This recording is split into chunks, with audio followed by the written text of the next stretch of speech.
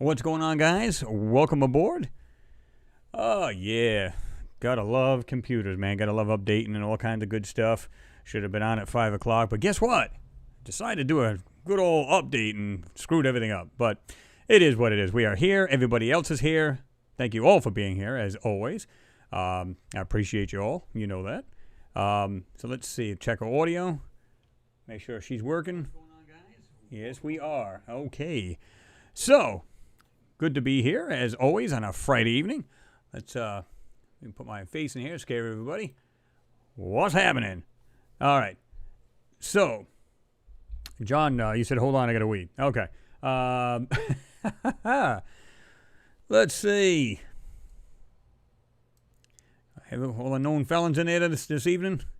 Oh, yeah, Mimi's in there. Josh D, Arts and Crafts, Oz. What's going on, Oz?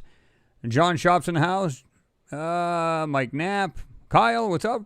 Said, better late than never. That's true. James Cragen, what's going on? Mr. John Beck's in the house. Matt Tarita, I guess it is. So forgive me if I screw up anybody's last names. I got some newbies in here, some new people. Renee Cruz is in there. What's going on, Renee? 420 Alien, what's going on there, brother? Good to see you in there. Let's see, Renee. Von Oosterhood, what's going on? Phil C's in the house. I'm on time for a change. He said, howdy, everybody. Let's see. Let's jump down here. Photography Light Magic, what's going on? Good to see you in there. We're doing well here, my family. I hope yours is doing good as well. Daryl Harrod, what's happening? Greetings from Colorado. Sweet. Kenneth Lair's in there. Let's see. Pete Ferrero's in the house. Trying to make sure I don't miss anybody. Richie Boy Legend, what's going on? Oh, let's see here.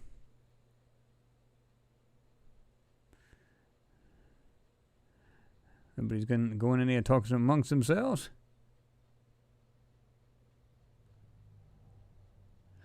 James Dixon, you said, yo, what's up Friday? Hello, Chris and friends, ready to have a great hangout session. Oh, yeah. Did I miss anybody else here? Everybody's jumping in there as we speak. And Habit Mars said, darn, didn't even get a notification. Almost forgot about the live chat. How is everyone? I hope everyone is doing well. My girlfriend reminded me, thankfully. Yeah, I mean, you're not the first one to say that. A lot of people have been saying that, man, I'm not getting the notifications. I'm not getting, whether it's videos, live feed. Guys, you just have to just jump on it every day, just see what's up, Let me move this thing, because I know a lot of times you guys get a little freaked out because of I don't know what it is, something about the fan moving in the upper corner just seems to throw everybody off. They're like, it just throws me off. I don't know what's going on. So, we'll move it over, and that should be fine. Let's see. Yeah, a lot of people have said that. And again, just like I said, just check back like you would on a regular TV channel you watch on your TV, and we'll get into. I'm sure some of you guys are probably figuring out, how come we didn't make any videos this week? We'll get into that. Because I didn't forget about you guys, and no, I did not get arrested or anything. That's good. Josh Jones, what's up? What's going on, man? Let's see.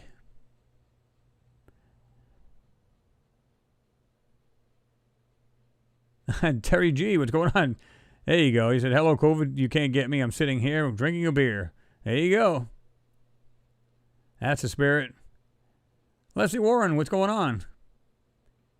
Jerry Lahane's in there. Yeah, I seen that, Jerry. You said that, and I caught you on that. I think you had the link. You gave me the link for that talk show that you were on, so that was pretty interesting. It's pretty cool.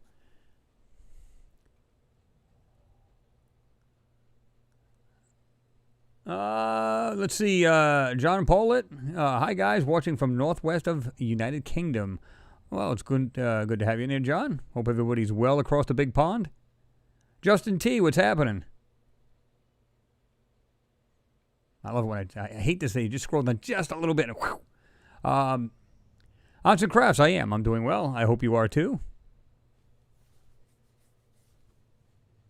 Leslie said, love the video of the moon, of the recent one. Well, I appreciate that. Daniel Webster, what's going on? He said, yeah, sometimes I don't get the notifications. If I'm not in there, it's likely, likely that I didn't get a notification. Yeah, that's why, that's why you try to keep the Hangouts the same day, same time, so people go, oh, wait a minute, just because you didn't get it, you know what I mean? But I understand, because I'm part of other, channels as well and subscribed, and I don't get notifications. I'd be sitting there going, what the hell? I never got that, and they're live. I checked the channel and they're live. I'm like, okay. So, yeah, really, really nice, huh? Gotta love them. Oh, no. YouTube's not censoring anybody. They're great. Anyway, let's see.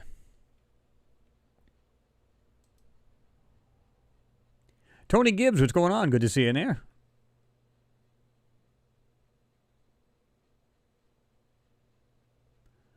Yeah, Tony, yeah. Sarah Michelle, we'll be talking about her as well. She said she did a heck of a job on the Antarctica. She was glad to talk to you the other day. Yeah, absolutely. Because we've been going really back and forth big time. And that's one of the reasons why I haven't made any videos.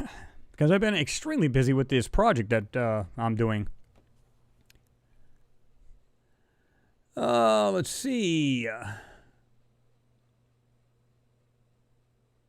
Yeah, Mimi, you said our government wants to put us under hard lockdown. Now, a lot of places or states close to me, like Kentucky, Ohio, and stuff like that, they're closing a lot of places, or at least locking them down. Not really locking them down, just closing a lot of places, like unnecessary places, if you will. So, it happens. I still... our governor here keeps talking about, wear the mask. And he keeps saying, I guess he got pissed because a lot of people are saying, oh, what's next? Our guns, this, that, and the other. It's like, listen, first of all, don't even try to take the guns from the people in this area. Trust me. That ain't going to happen. I ain't going to give up mine either. But what's funny about it is that he says, it's not a conspiracy, this, that, and the other. It's like, nobody's saying that. But he's saying, I will not close the state down. Now, at some point, you got to do something. If something's this intense, people are wearing masks. I'm seeing a lot of people wearing masks now, and it's still spreading. We get between, and we're, even though it's a very large state that I live in, it's still very spread apart. But in my county alone, there's like 16 to 25 people that die every day. Now, that doesn't sound astronomical compared to other states, but, one life is way too many, right? Come on, let's be honest. And the fact is, it's like, I remember him saying when the first wave of this happened, he was saying that, he says, one life is too many. He said the same thing. But yet, you won't close anything down. It's all about the money. Now, I understand they don't want the country to go into total poverty and, go into, some kind of recession. I get it all. I understand. But at what point do you say, okay, enough is enough. There's enough people have died here. What do we do? I don't know about you guys, but they said, let's close the country itself down. I mean everything. Because I'm considered essential because I work at a large grocery store chain. So, it's considered essential, but close it down for a couple weeks. Now, I understand some people go, listen, and I get it. Some people live from paycheck to paycheck.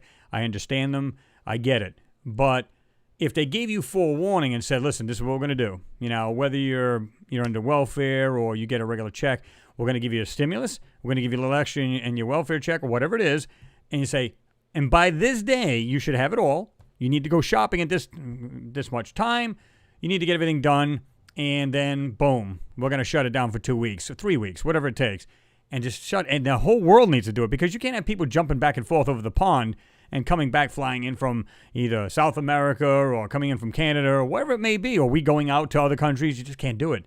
It makes no sense. It's all or nothing. It's as simple as that. But, they're so afraid to shut everything down because they're afraid, they're going to lose a dollar bill or something. It's like, what's more important, the dollar bill or the people? Well, I think to the politicians, I think we know the answer to that, right? Sad. Really sad.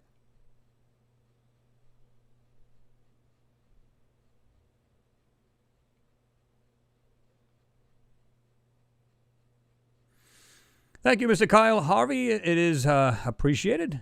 Thank you very much. He says, hit that thumbs up. We should have 90 thumbs up. That's true. We should. We absolutely should.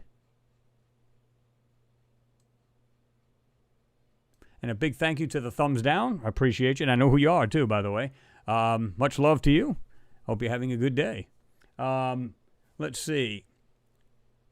Yep, nail that thumbs up, guys. Let's see if this doesn't go haywire. Caillou said, I think everybody should take one for the team and be a hero if you die. They should just give it to everybody right now, and then we can be done with this crap.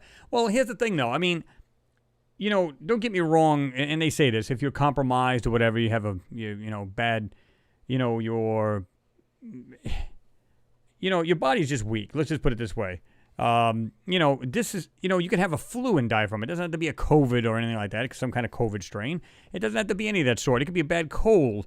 But there was one that was just recently here in this state, 15 years old, man. 15 years old, a girl. And I've said this. I said, the powers that be would love to have this thing run rampant. And I'll tell you why. And I think I might have mentioned this last time. You say to yourself, well, it's just a couple old people and some other people. What's the big deal? Well, here's the big deal. If you think of it in a money way, it makes perfect sense. Of course, the people are pieces of crap by doing this, but that's beside the point. If I was to kill a ton of elderly, let's say prior to getting to Social Security, guess what? We don't have to pay that out now.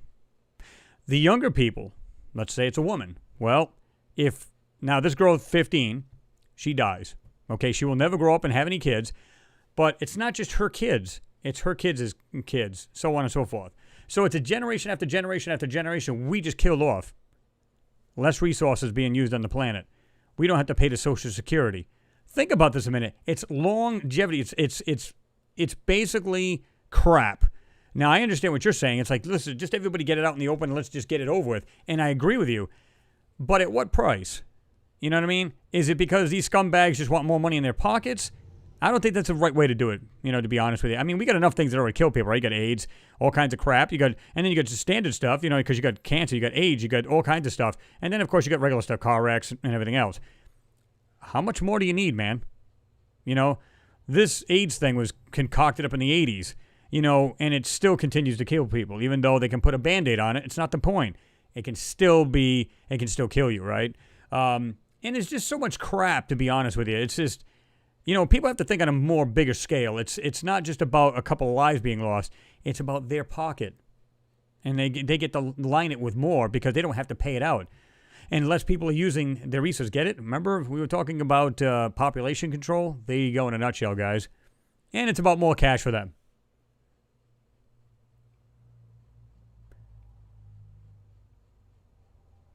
Nathan Bond, what's going on? It's good to see you there, Nathan. He said, come on, hit them thumbs up, peeps. Thumb it up. Let's see. Yeah, Mimi, we get the thumbs down. Like I said, I appreciate it. Like I said, is any of you guys hurt by it? No. Kyle, you said the United States government is freaking greedy a-holes, and that's why they are dragging it out as long as they can. Yeah, think about it. If I was to, like I said, remember Dick Cheney saying this? He wanted to cut it down by what, 80%? The population, guys, think about this. And if you think about it on the world view, okay, think about it. If nobody ever died, and I said this, I think we talked about this again. If nobody died, and only because you're old, in other words, your heart fails, your organs fail in your body, and you die of old age, how many people do you think would be on this planet now? Now, I'm talking about without AIDS, without any kind of cancers, without any kind of things like that would screw up with your DNA and basically kill you. How many people do you think would be on this planet by now? The resources would be getting drained even more so. We'd spread out even more so. We would drain this planet of any resources possible. So there's an agenda to it. It's not just a simple, it's sad that this thing got out by accident. No. This was not an accident. This was a bioweapon. And you can look it up. It is absolutely a bioweapon. And it was designed that way by different strains of SARS as well as different other COVIDs. So this is nothing new. This was planned right from the word go. I think you guys are calling it part of like Agenda 21. It's just crazy, right? Mr. 786 Otto, good evening to you. Or morning, I forget where you're at. You said, no, Chris, it will not work. One person infected the whole world, so lockdowns will not work. There'll always be one left that can start it over again. Well, I totally agree with you, but what if you have a whole lot less of people doing this? You can quarantine them a whole lot easier than as opposed to a whole state or half a country, right? So if you can get it to the minimum, and be able to knock them out, you have a lot better chance. Now, I do agree with you that, yeah, it could just start right back up again. But keep in mind that having the vaccines come out, and which is amusing because I just said, nope, that's not going to happen. If they tell me tomorrow, said, by the way, the vaccine's coming out, and it's mandatory that you take it if you want to continue to keep your job. Good seeing you. I'm out. I'm not taking it. If I've already had it, and I believe that I have, and I already hurdled it, they said, well, you can get it again. Good, I'll hurdle it again. So I'm not going to take the thing because I don't know what's in it. And I'm not saying, I'm just speaking for myself. It's only my opinion. I'm not saying nobody else should get it. I'm simply saying that, me personally, I'm not going to. Now, that's just my own reasons. I got my own reason for it. You guys might say, no, I want to get it because, if it'll protect me, then I should get it. And that's exactly what you should do. So, yeah. That's just the way I feel. I'm sure you guys you can give me your thoughts. Tell me what you guys think. I love it. The thumbs down was gone. Now it's back again. So again, thank you very much. Thumbs down. Much love to you. Let's see. Yeah, you're right about that, Mimi. You said, I would not be surprised if the Spanish flu makes a comeback. Yeah, I mean, it's weird how these things are just coming back. You notice that? Just stuff out of the way, just out of, I don't know, just out of nowhere, right? It's crazy the way it is. But whatever. Hey, it is what it is, right?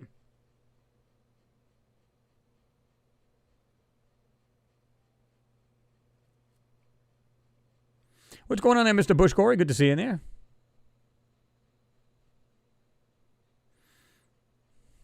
Hello, Claire Mead. Good to see you in there as well. You said hi all. Bush Corey, you said someone's got a lot of answering to do with this virus, bollocks, who's going to be held accountable. And I totally agree with you. But you know what? It's always going to be the finger pointing. It's never going to be like pinpointed, right? And you guys know that. You know for a fact that's never going to be. It'll come out, this person started it, but blah, blah, blah, blah. I mean, they even had didn't they already look into that too? Being in Wuhan, China, and all this other crap. And, it's like they've already investigated it, so on and so forth. I think it's hilarious. It's like, it's sad that people are doing this, but it is what it is, right? But what is it got like, what is it, like a 1 or 2% mortality, 98% mortality rate, rather. So the majority of people will live. I had a buddy of mine, he was like so cold about it too. He was like, well, hell, if they're that weak, they should be killed off. Only the strong survive. I said, dude, man, what happens if it's your mom?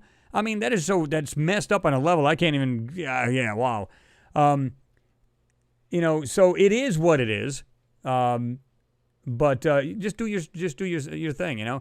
We had people complaining they don't want to wear the mask, and like I said, guys. No one gets up in the morning. I know you guys will agree with me 100%. Nobody gets up in the morning and says, oh, my God, I can't wait to put this mask on wherever I go. Nobody does this. But if I could do my part and maybe I'm the carrier. Let's suppose one of us is the carrier. We walk into a place. We don't even have the symptoms. We give it to some old woman or even a younger person, guy or girl. And they end up really bad and end up dying from it. Now, you won't know that you're the one that caused it, but why even put yourself in that position? I'd be like, you know what? I'll just do my part. I don't have a problem. I don't care how it got here. I don't care if it's a bioweapon. It was brought here, whatever. It came here from space. Remember that? It was even some weird, thing. They said there was a meteor that came out from space, and it was next to China, Wuhan, China, and they retrieved it, and somehow that's what started it. Whatever. Even if it was, who cares? The point is it's here now. What do we do about it? Just do our part. If we can get it to shake it down and everything, and I understand, guys, I get it. I understand, yeah, we were giving these guys their way. They want to control us. I understand.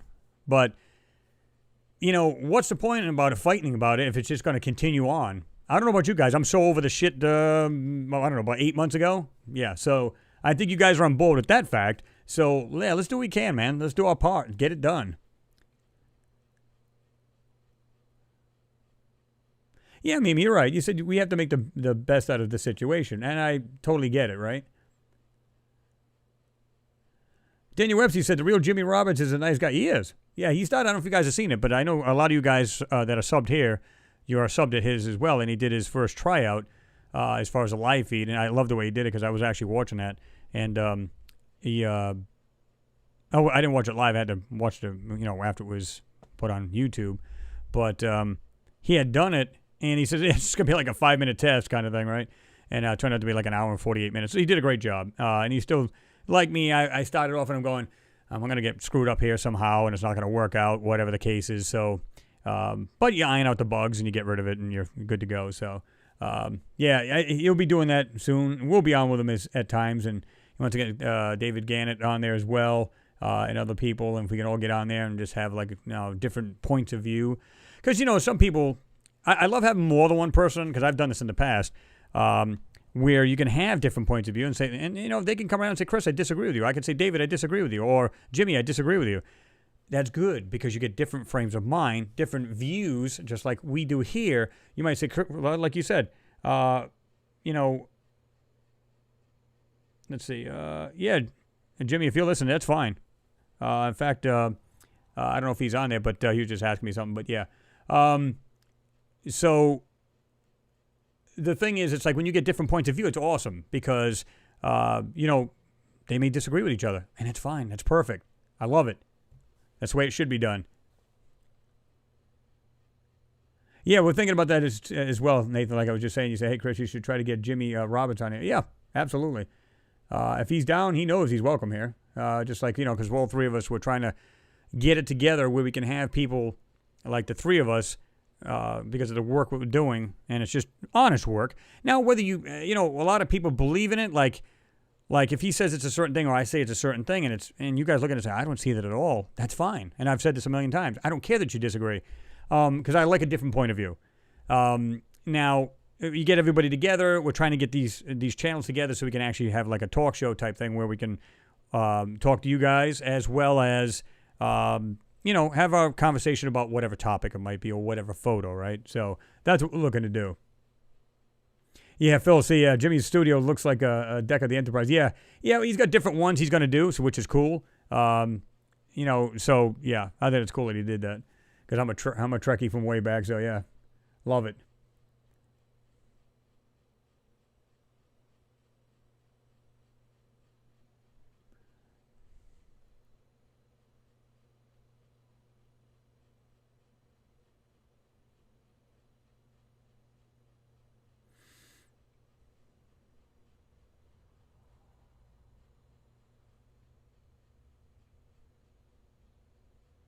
Third Eye Open, good to see you there, man. He said, I wear a mask because, real or not, none of us knows the complete truth. I believe I already had it anyway, but wear the mask just to protect others. Exactly the way I look at it. And like I said, I work, with public all day long. I do. Hustling back and forth, stuff like that. No big deal. Just get it done. And, whatever is, wherever you work and whatever place you work at, why not just wear it? What's the big deal? Now, don't get me wrong. When we're hustling and stuff like that, I'm like, geez, I'm going to bring the mask down. Because you're like, we're not just sitting at a desk. We're literally running around the store all day long. And it's been absolutely crazy this week because getting close to the holidays, of course, next week we got Thanksgiving. So it's absolutely psychotic at the store right now. And that's understandable. Same thing will happen right till Christmas time. So I don't have a problem with that. It makes the day go by quicker and get the job done and get out of there, right? So, but I do it. I have the same frame of mind, Third Eye Open. That's the way I do it. Yeah, Pete, I seen that too. I don't know what is going on there, but it says, you said some areas in Pennsylvania, they're mask worn at home at all times. Nobody's got to dictate what I do in my own home. That's one thing that won't happen. Because this is the way I look at it. You're already with your spouse, your family, whatever it may be. Chances are, if you're going to get it, you're going to give it to the other person anyway. What's the difference? And who the hell is going to go to bed with this thing on? And, come on. They go a little too far with it as far as I'm concerned. I understand the motive to it and the reason for it, but I don't agree with it. I think it's absolutely insane.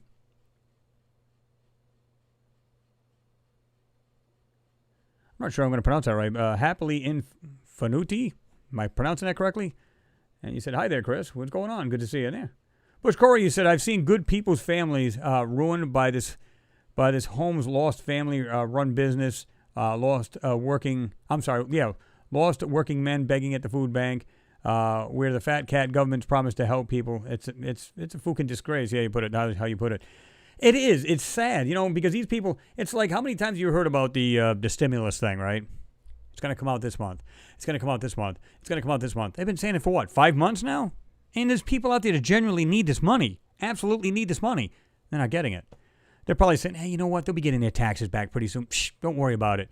And then they're promising, Biden, president, like, oh, I'm going to try to address that, this, that, and the other. We're going to address the COVID first. Whatever, man. They've been doing that.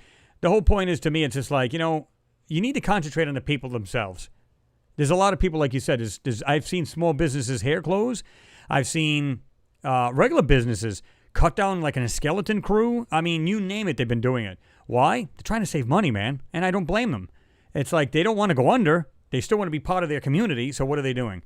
They're trying to do what they can, and it's not helping things.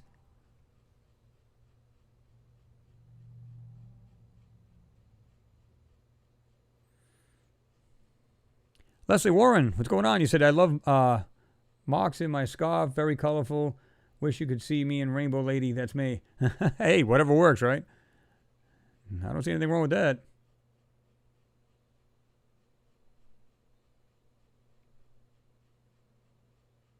Yeah, I agree with you, Kyle. It's crap, to be honest with you. I mean, I wear one that's like a cloth one. You can put like a filter in it.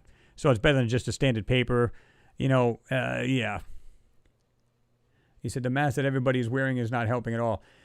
And I agree. I think it's don't get me wrong, if you should cough, it's not going out and projected into the person next to you and vice versa. So in that aspect, it's okay.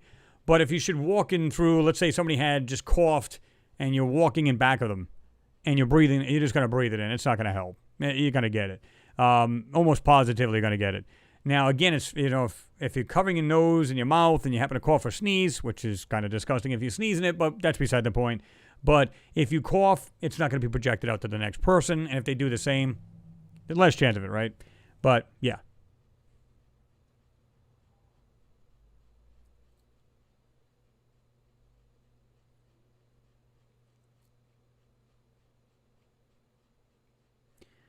Let me see. Nacho Libre, what's going on? Good to see you in there. I haven't seen you in a while. There's a ton of new people here. I see. That's awesome. Oh, yeah. Just growing and growing. That's what I like, a good bunch of people.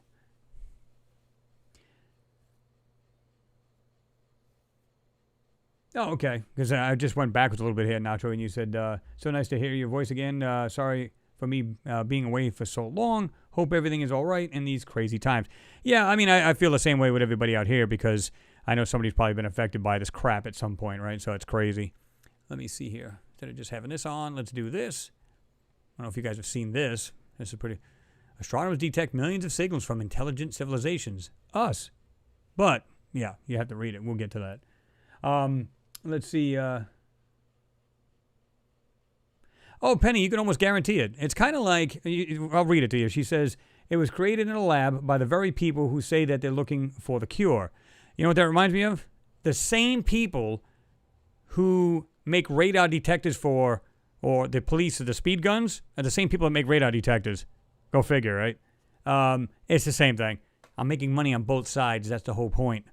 That's exactly what that's all about. It's all about that big money, you know?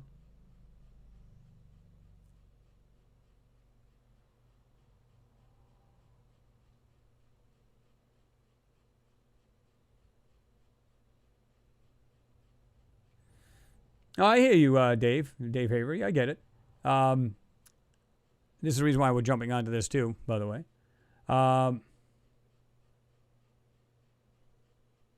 just don't want to forget anybody. If there's questions about whatever and things that's happened over the week for them, whether it be space news or anything like that.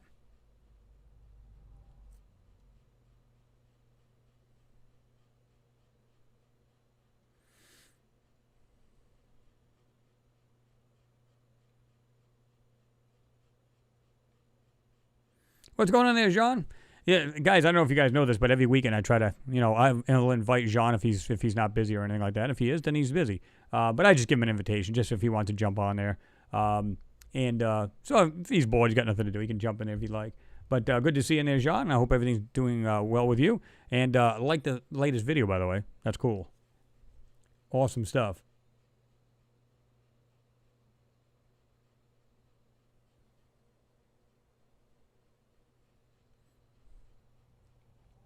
Bobby Pentland, what's going on? Good to see you in there as well. Not sure if I seen you earlier. Sean Sellers, NWO Population Control. Yeah, I totally agree.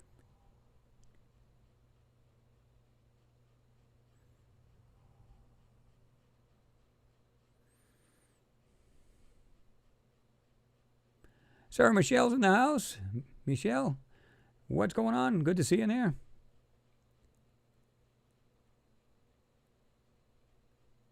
Oh, yeah. We're definitely going to be laying some serious stuff on him there, Sarah. You know what I'm talking about, right?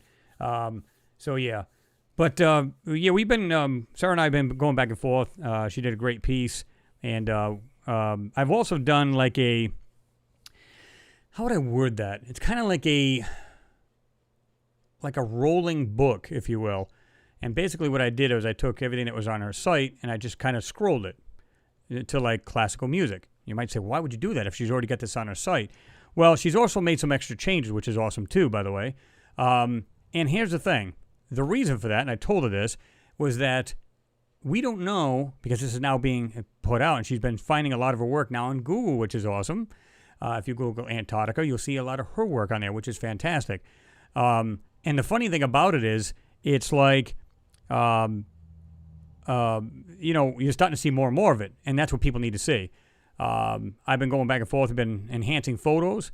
In fact, I had a little bit to do with hers, but that's all her work. That's not mine. Fantastic job. And what I found that I wanted to do, and I said to myself, you know what? Why don't I go ahead and make like I said, it's like a scrolling book.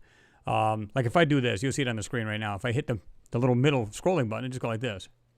So I can literally do it. It's a scrolling book. It's a little slow that, so you guys can actually see. But it's kind of like this here, maybe a hair bit faster, right? So you guys get to sit there and scroll through it.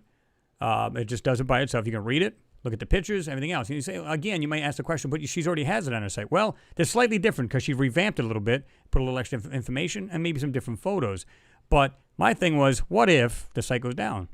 What if it gets hacked? What if it does this? Not only am I going to have it on a couple other sites I know of, in fact, I'm going to ask Billy to throw it on his, Billy Carson's page, and have it on there, put it anywhere I can find a place, and I have it on my hard drive. So it's not going anywhere. And I told her work will live on because it's fantastic work. She's done serious work. I look at it and I'm going, oh my God. I mean, I'm learning shit from it I didn't even know was, the truth about it. So, but some of these photos I've been analyzing, oh my God. Yeah, just wait, guys. You're going to love this. Absolutely insane stuff here. And it's not the only place, right? You can we look at like the Amazon jungle. We look at the rainforest and everything else. We're finding ancient structures everywhere. Again, there's things we don't know about our own civilization we're just learning. So why is it hard to believe there could be other civilizations out there? And that's what the whole point of this is. So, yeah. Let me get down to the bottom here because I don't want anybody... I want to get into this real quick. I haven't seen Noodle John. I'm not sure where he's at.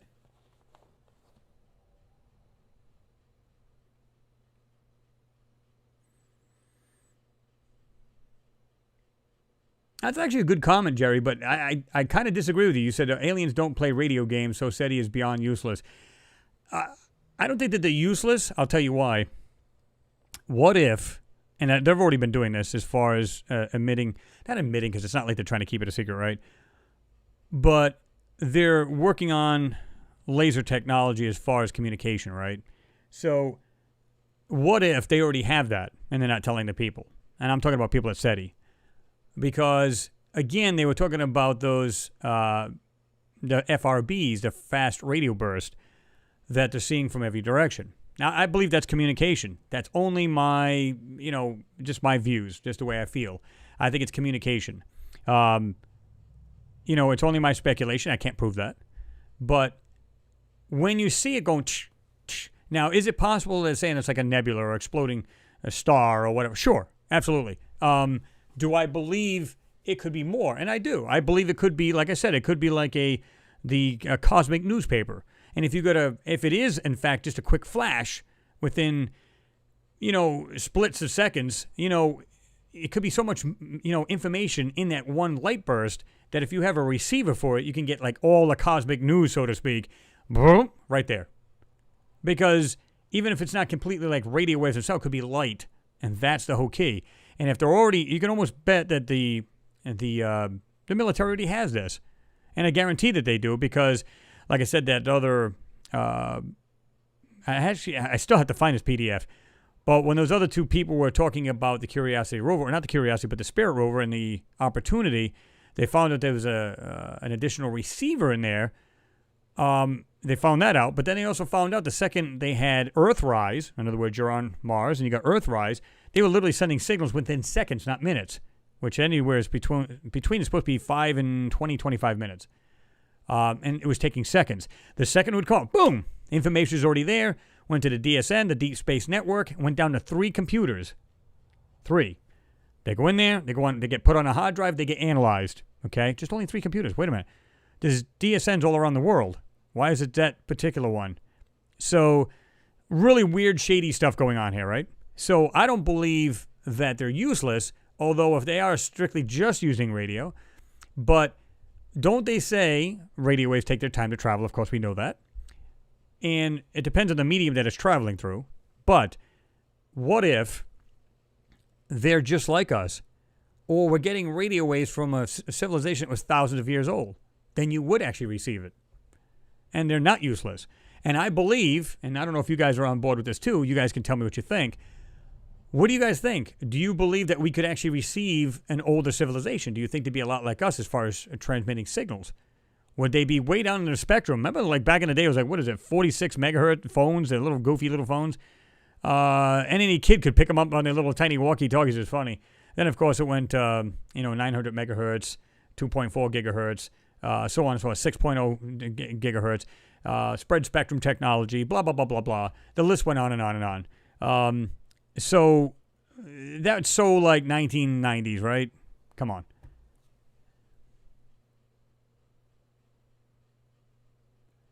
Just crazy good stuff, though.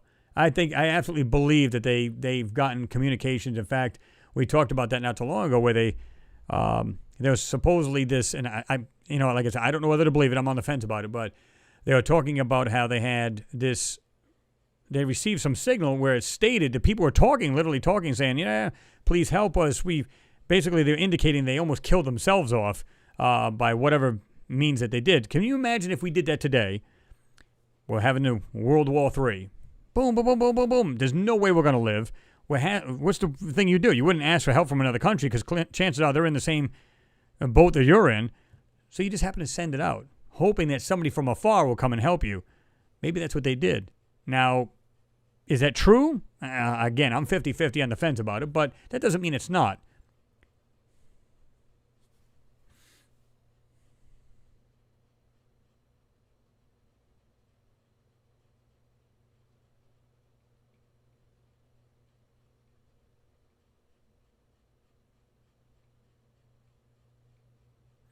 James Cragen, thank you very much for your support, man. Always appreciate, you know that. Question, Chris. I'm reading. What the heck is that? Oops. Okay. How will NASA explain why we aren't getting better images from the new rover with its better camera if it lands okay? What do you think, man? I don't know. It's a great question because, they're saying that the cameras are, the pixels are going to be bigger on the camera. And so it's going to be much bigger than the 2 that they claim that there is. Again, I don't believe that for a moment. And again, if they can send it extremely fast information within seconds, what technology did they have? They can probably take like maybe even a 4K. Well, let's call it just HD. Just, full like HD, which is 1080p, right? Let's say they send that. Probably get it within seconds. Take a photo. Boom, done. So if that's true, then it's nothing to send that kind of information. Okay, so they claim it's only like a 2 megapixel. I doubt it. Just like I said before, your digital camera, I've got an old one. It's like a 12 megapixel. So I can adjust it down from 1 or 2 up to the 12. And it just means size of the picture, right?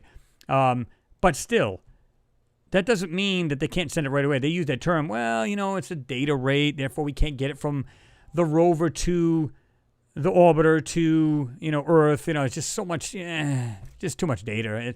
Because basically the rover will store it. It'll take the photos, send it up to the orbiter. It stores it. Then when it comes around, it's now facing Earth over here. Then it sends the information. because obviously closer to Earth, the better it is. And of course, it can't send it on the opposite side of the planet, so it's got to do that. Okay. So if it's sending within like a quantum communications as opposed to a measly, simple radio waves, which, believe it or not, it's the X band. Anybody who's into radio knows that, like if I'm in a large building, brick building, what's going to travel better? Something on a 27 megahertz band, which is CB, Citizens Band, or something like an 155.800 megahertz, which is a business band. Okay, one's VHF, the other one is basically lower band. Okay, so which one's going to travel better? Well, the business band is. So it depends on the medium that they're trying to get through. Using an X band, there's really no interference with it. It can get right through. People say, well, the atmosphere is going to interfere. No. They wouldn't be using a measly piece of trash communication knowing that the atmosphere is going to mess with it, right? Think about it. The only way they can mess with it is if it's very stormy in that particular region where that satellite dish is, that radio dish is, right? The Deep Space Network. If there's a pending storm or whatever else and they can't receive it, that's one thing. But there's other ones around the world, so they can receive it. So, yeah. To me, it's just like they can communicate with it. Listen, I think they've had much better stuff all along. And, you know, they're just saying, well, we're only using this cheesy little technology. That's the best we can do, guys. Come on. You and I think we all know that a little bit better than that. Bobby Pentland, thank you very much, sir, for your support. He said, thanks for sharing, Chris. Well, thank you, Bobby. I appreciate you. Let me see.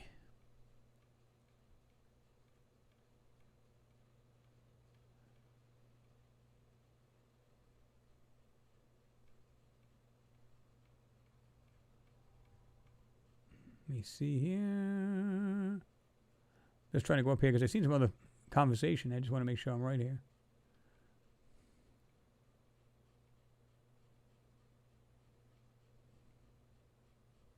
Whoop. Limey Watchers in the house. What's going on, Limey? Elaine Millard's in there.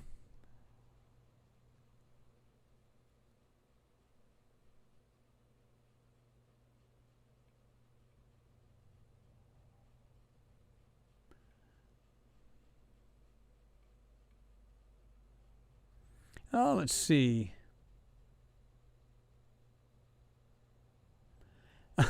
Sarah Goodwin. Say, hey, what the F? I was told there was free beer and male strippers. Well, hold on. It's the next 5 minutes. Hold on. We'll take out the poll here and we'll get busy.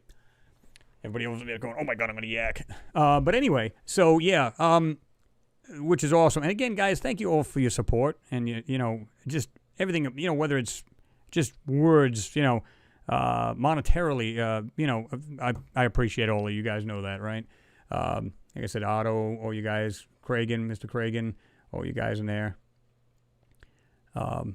Just awesome.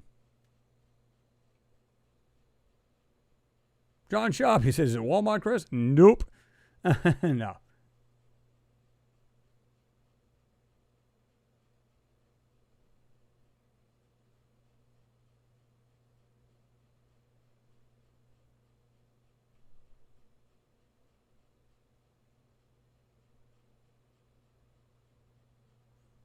Let me see here.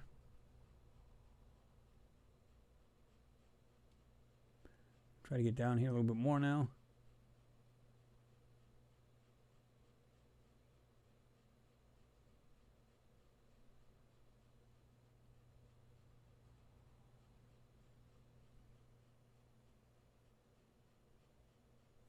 Michael Merton is, hey, Chris, from Illinois. What's going on? Good to see you in there.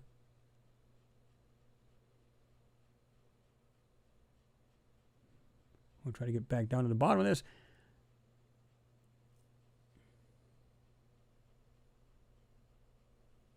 Go it hard. You said, please go to and check out Dave at Mars X3D. He deserves more follow. Oh, absolutely. Dave's a personal friend of mine. I try to send everybody over there if I can. Mars X3D, his channel. Yep, absolutely. Yeah, he's awesome. Does great work. Great commentary, too. He's just kind of laid back guy, stuff like that.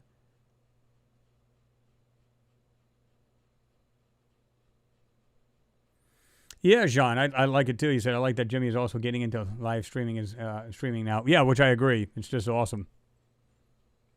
You're next, by the way. He's like, How many people want to see Jean do it too? Raise a hand. MG Toe, what's going on? He said, hey all, what's going on? Good to see you in there.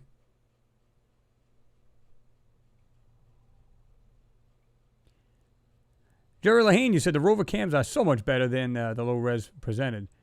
Well, yeah, I mean, again, I think they are. They say this, that whether it's the camera on board, the MRO, the Mars Reconnaissance Orbiter, the high-res camera, and as well as the cameras on board the rovers, they say that they're HD, capable of HD photos as well as, video. I've never seen a video. Anybody else seen a video of it? Other than some of the, I'm going to use the term weak kind of, they take these stills and they put them together, stitch them together, make them look like there's some kind of motion thing, and it's not, of course. But the high-res camera, they said it takes unprecedented photos with unprecedented details. Anybody see any of that yet? I sure haven't. And every time they show this little speck and they say, there's the rover. Wait a minute. Again, this thing's supposed to see a 4-foot swath on the ground. I've never seen this photo yet.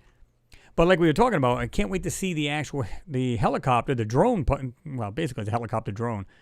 I can't wait to see what they do with that. And I'm sure you guys are curious about that because I really want to see how they do this. Now, they might just kind of focus just on the very top of the rover and nothing more. But I want to see what happens. I'm hoping I'm wrong when they say they're going to have this thing, I want to go fly, but somehow it tilted and took a dump and that was the end of it. It won't fly. And darn well it's probably doing much more than that. I'm hoping I'm absolutely wrong and they literally have this thing taking photos and everything else. I hope it works like a charm.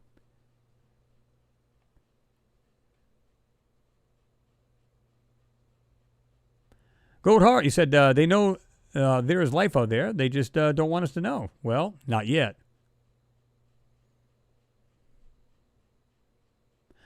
TFE, you said, what's up with the mile-long craft in orbit right now above space?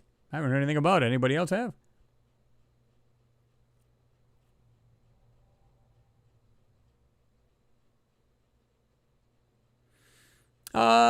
Dean Brazil, he said, any chance of a T-shirt, Chris? It should be, like I said, on the phones. You can go on. I don't know if you're on your phones or tablets, whatever you are, guys, but I can drop a link to it if you guys want to see it, and you guys can get your merch over there.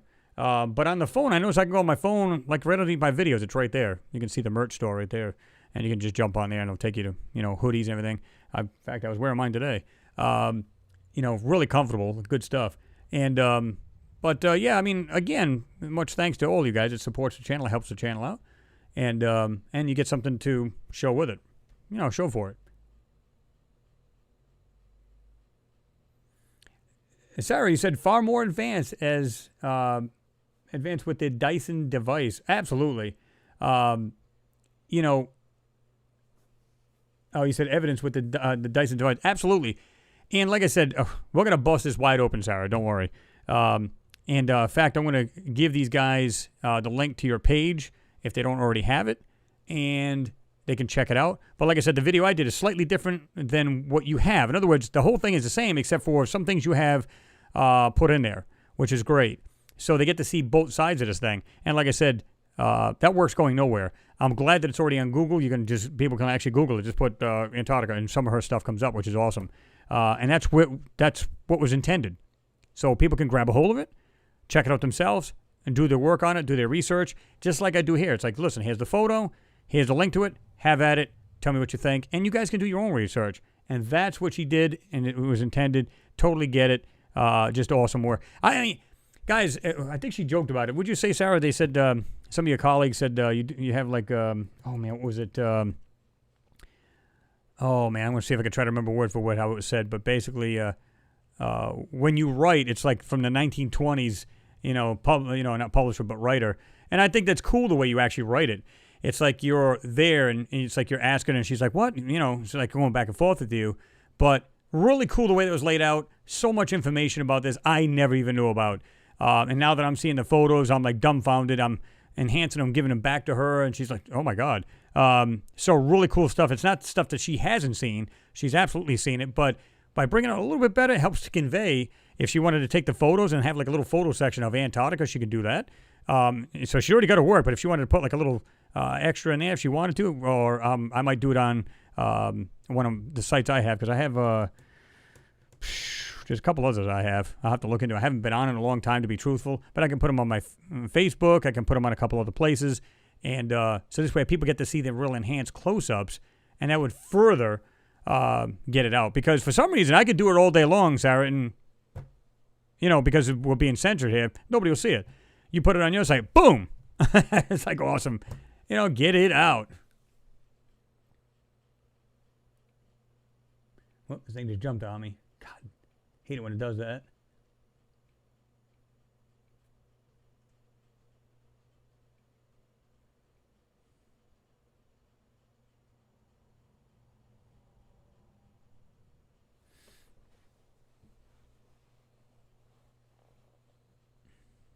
See, I don't know. I heard something about a rock, though. What was it? It was like real close. Anybody hear about that? It was like a meteorite or something. It was within, real close, like skimming the atmosphere. It was that close, if not into the atmosphere. But they said it was so close, but it was never actually told. And I forget how big this thing was. It wasn't super large, but it wasn't tiny either. It probably would have made a hell of a racket like it did, like we get the others that come in here and crash into the ground. Was it Russia that had one within a couple years ago? But crazy, man. It's just, I don't know. The stuff that goes on here, and they just don't tell anybody.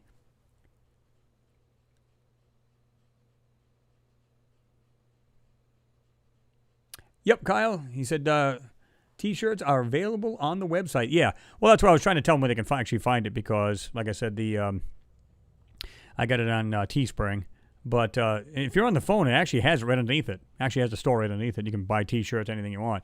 So really, really cool stuff. And like I said, it just started getting colder. Well, I shouldn't say it's just started getting colder here. A couple of nights, it's already been 24 degrees out, 23.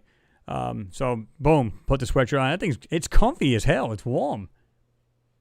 To be honest with you, I thought it'd be like really cheap, really not that great as far as keeping you warm. I was actually pleasantly surprised.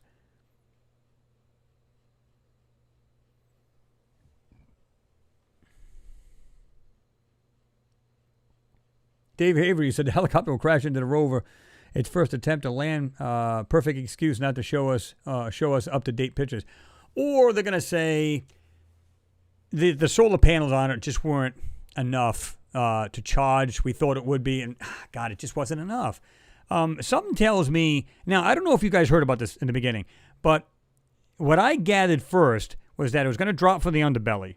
Okay, it was going to be left. It's going to be dropped on the ground. I don't mean literally, but it's going to be lowered to the ground. It's going to pull away, and the thing's supposed to take off. But what I heard was that it's supposed to land on the deck of it and recharge, kind of like a wireless charge for your phone, or something similar to that.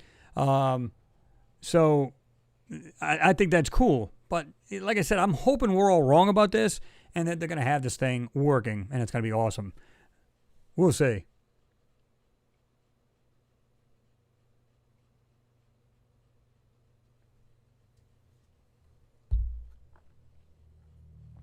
I'll drink to that.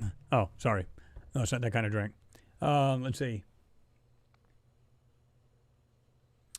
Let's see here.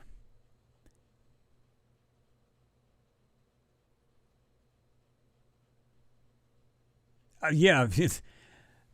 Well, I hope you mean into, meaning inside. CC My Harley.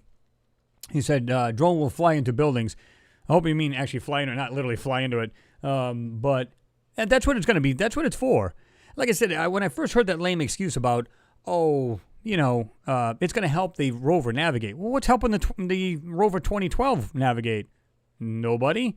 They give it commands, and then it does it autonomously. It goes around rocks, it stops, it climbs, it does it all. Why do we need a copter again? Anyone? I think it's horseshit. That's just me.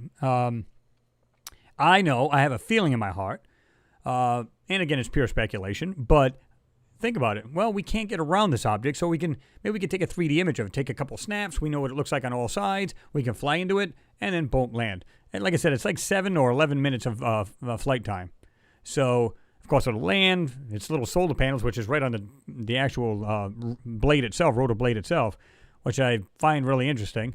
But I thought Mars didn't get that much sun. Now, keep in mind, these solar panels are probably like this big on each side of this thing. You can look it up. Look at the actual copter on there. And they have... It's a good-sized copter. I mean, this thing, if I held it, it's pretty big. But, I mean, you're talking about a panel each side. Well, wait a minute. I thought the Mars didn't get that much sun because it's so much further away. Huh. Imagine that.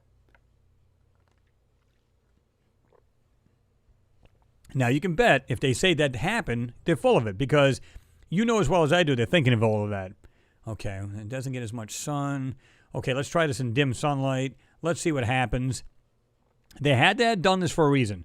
Or this thing can recharge from the deck and we're just not being told that. So then when they say, oh, we thought it would be able to charge in there and it won't, so therefore it can't take flight again. Think about it. I mean, there's so many ways they could say this thing took a dump or just won't function. Smart Steve 68, you said, Mr. MBB 333 channel covered the craft. See, I'm not even aware of it. I'll have to check that out. I'm familiar with this channel, too. Pretty good stuff. Any of you guys haven't hit the thumbs up, please do so now. Bam! That's another way to support the channel, by the way, which is awesome. Marcus Peters, what's going on? Good to see you in there. He said, good morning, Chris.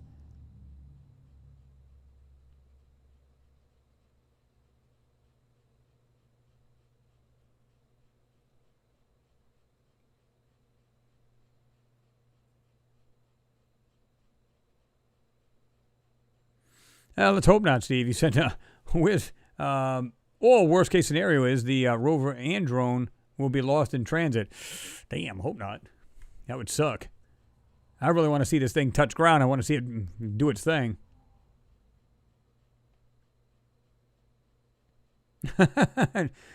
Jimmy, I will approve this by broadcasting from Chris's living room. Yeah, you'll see. Love it.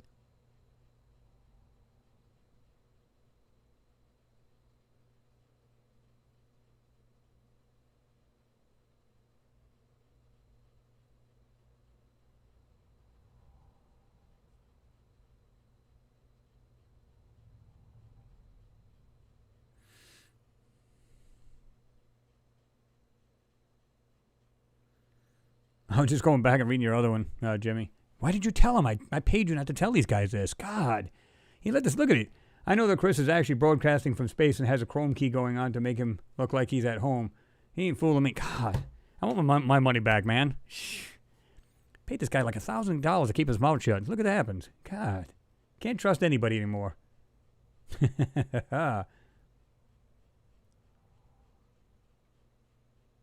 James Cragen, thank you very much, sir, for your support. You said, Chris, you get a Guinness for that dry throat. Yeah, I know, man. It's like, you know, you're talking, plus you got the fan running, dries up the mouth, you know.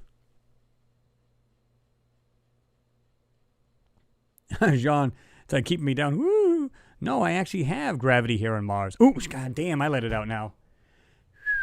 Ah, well. Cat's out of the bag. Again, James, thank you very much. Have a drink on me. Oh, yeah.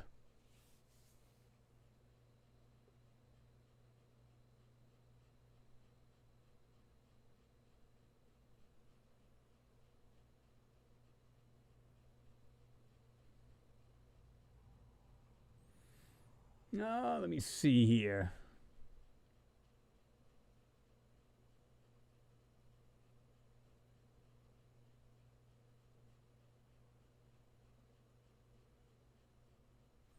Oh, you haven't seen that yet, Kyle? Oh, yeah. Eat fresh.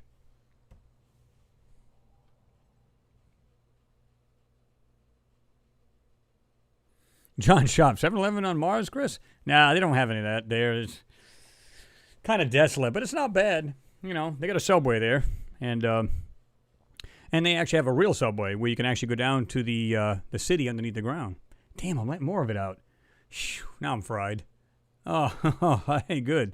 Anyway, let's get to this one here. This one's pretty cool. We know where the proof, it says we know. We are proof of it. The intelligent civilization. Yes, civilizations are possible. Finding signs of other civilizations in the Milky Way galaxy is not such a simple matter. But we do have tools that are disposable. Just not disposable, but disposal. Based on our own technology capabilities, we can extrapolate what signals alien technology might emit and search for those. These signs are called technosignatures, and our efforts in the search for extraterrestrial intelligence, or SETI, revolve around them, particularly in radio wavelengths. Bullshit. Anyway, one of the great advantages of searching for signatures at radio wavelengths is that we are sensitive to signals emitted from thousands of light years away, and it does not take that much power. Astronomer Jean-Luc Margot of University of California, Los Angeles told Science Alert. For instance, our search can detect the Arecibo planetary radar at distances of over 400 light years. It can detect a transmitter that is only 1,000 times more powerful than Arecibo, a trivial improvement for advanced civilization, all the way to the center of the galaxy. The volume of the galaxy that can be sampled by the radio search for technosignatures is immense. Let's see here. Let me get off there. Let's see. Well, I don't want to play the sound, but let's see what he's got to say here.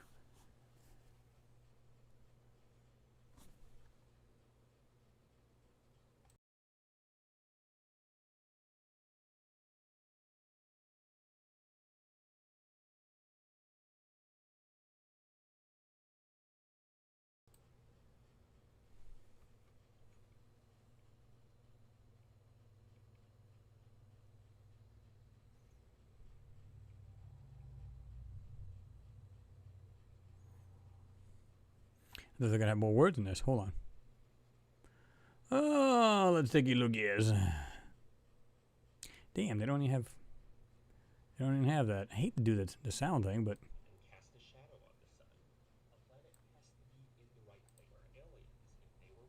oh, they're just basically talking about how they get the when they have planets going in front of the star, they can tell if there's another active planet there. What I liked about this was this.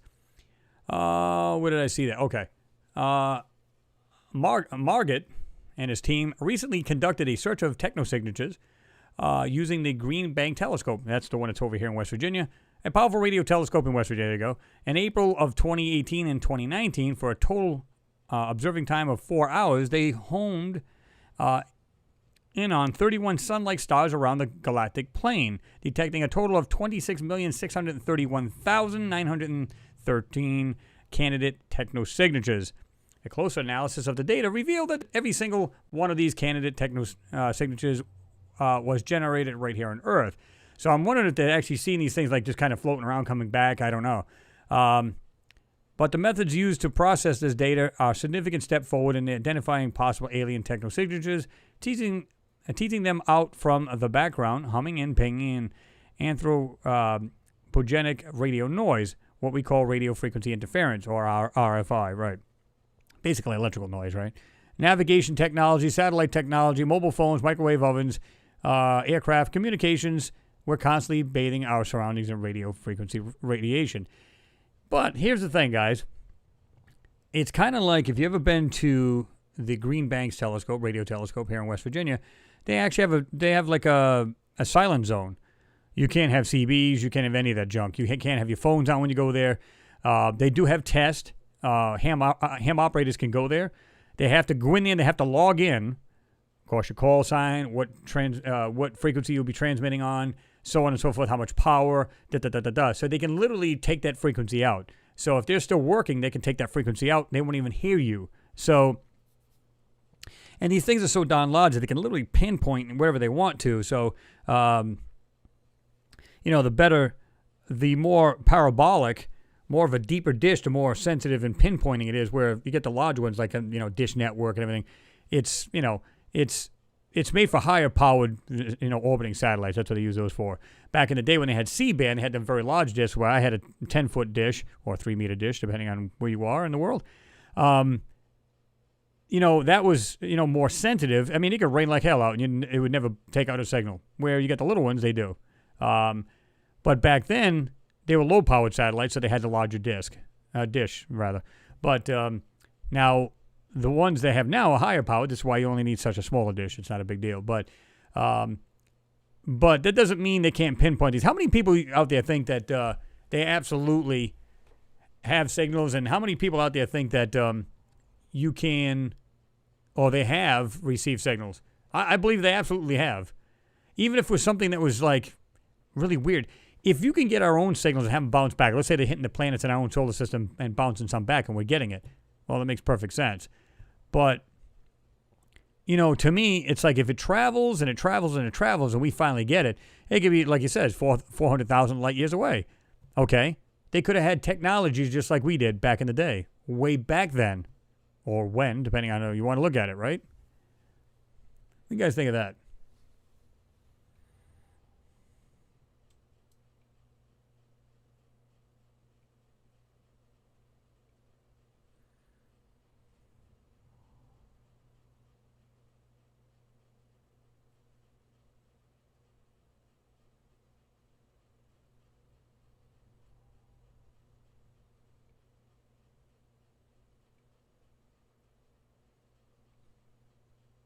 I might have missed part of that conversation, but what was it? What does it say here? I think I gotta jump right over. I won't find it now because I want to. I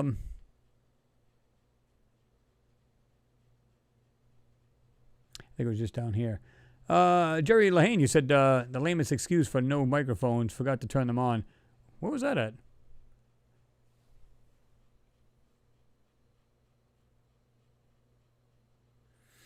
David Clark, good evening to you. You said, hi all, hi Chris, happy trails from Maine.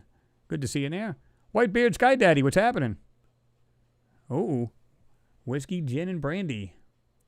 Well, some comes are pretty handy. Just try to walk a straight line on sour mash and cheap wine. Love it.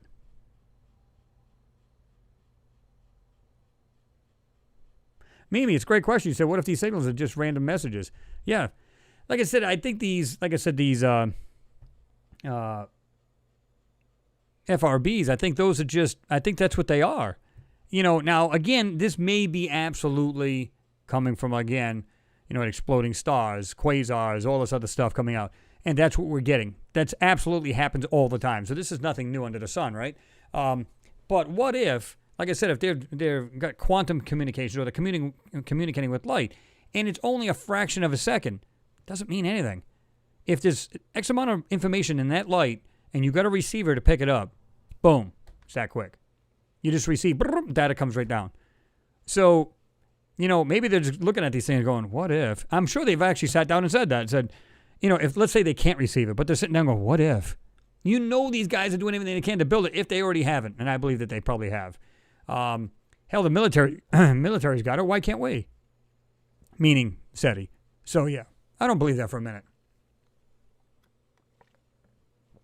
I think they do have it, but I could be wrong.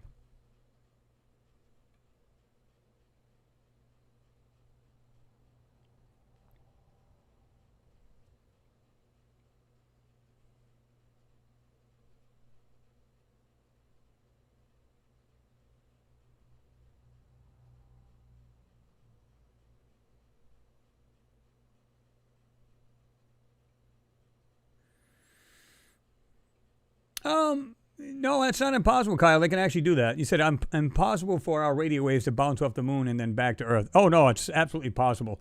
And they've done that with laser as well. The only difference with laser is because, they left the mirrors there. Now, some people don't believe this, but they are there. They have a very powerful laser. Boom, they hit it at a certain time. Now, they only get different particles of that laser back. It doesn't go boom, full beam, and then back. Just kind of like your radio waves would be. You can hit it with...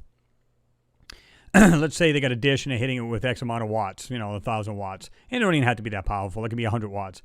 As long as the atmosphere is just perfect right then, they can hit it out and it can bounce back.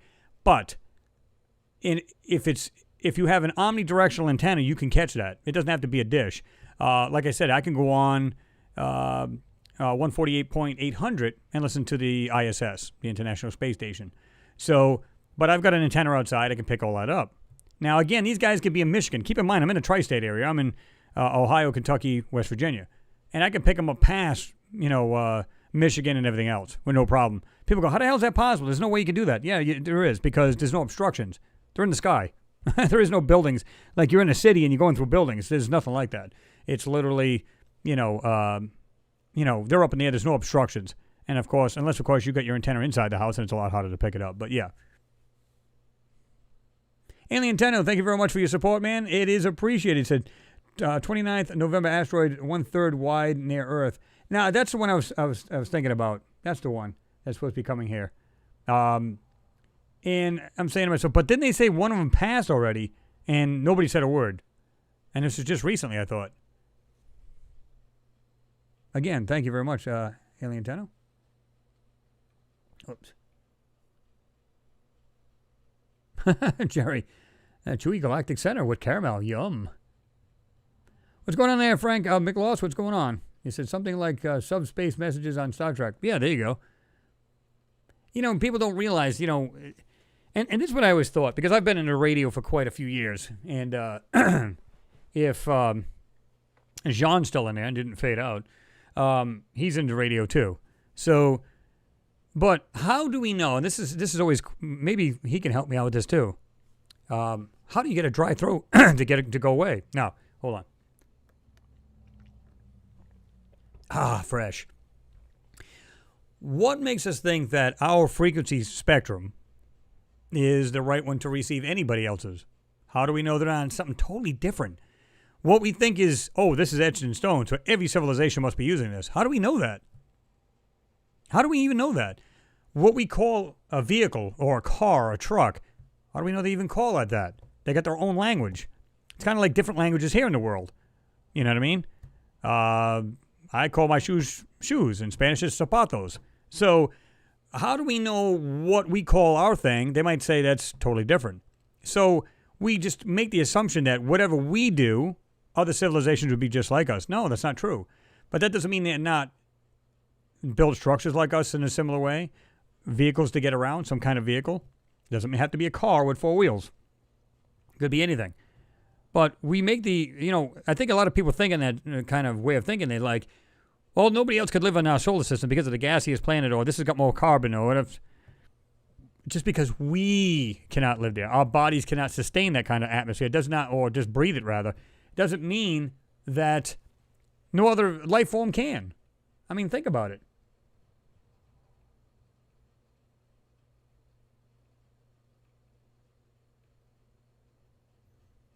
Oh, thank you, Colleen Barnes. I do appreciate you. You said, keep up the good work. Always enlightening conversation. Enlightening. Yeah. Well, I do appreciate that, and thank you very much. Yeah, I mean, I like input from you guys because we get to all, like I said, we're talking like at this round table, so to speak. I just look at Marcus's Maximus. I almost blew up the moon with my laser pen one night. Oh, man, you got to be careful, man. You don't want to be killing them other aliens up there now. Come on now. Go easy on them. Poor guys are exhausted trying to mine all that helium-3. Go easy on them.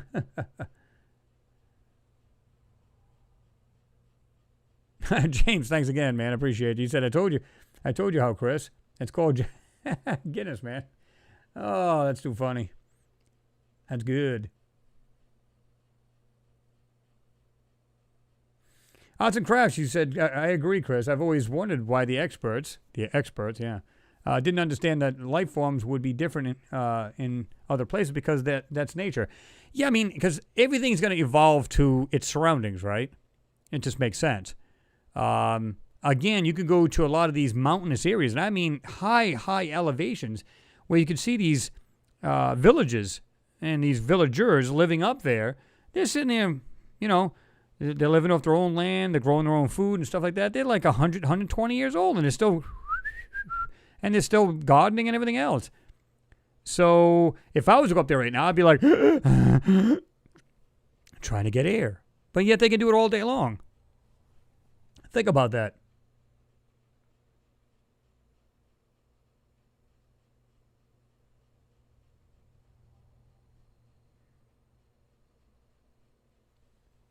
Lee Herring, you said the naming thing is crazy, especially the stars and even places on Mars. Well, like I said, they got that. Like I said, they got that idea that, like I said, it's what we call things. That's how we evolved, and we call it instead of I don't know how we even come up with it, to be honest with you, but we just picked our own words. They're in different languages. And then if you really think about how weird that really is, if you were from another planet, would you describe something the same way we do? Would you call a rock a rock?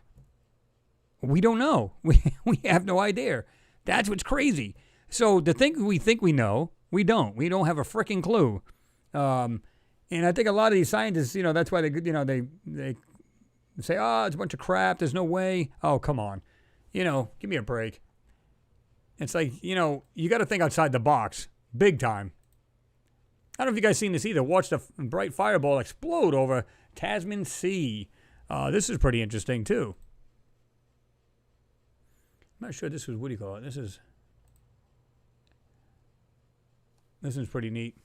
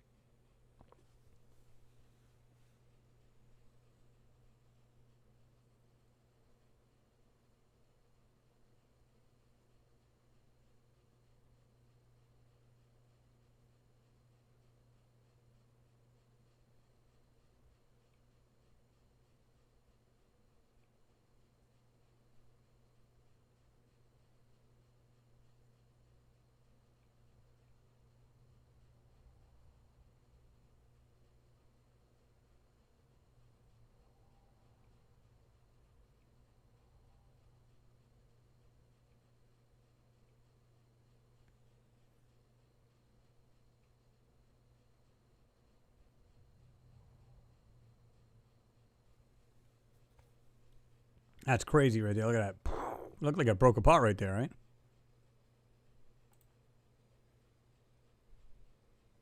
That's pretty cool.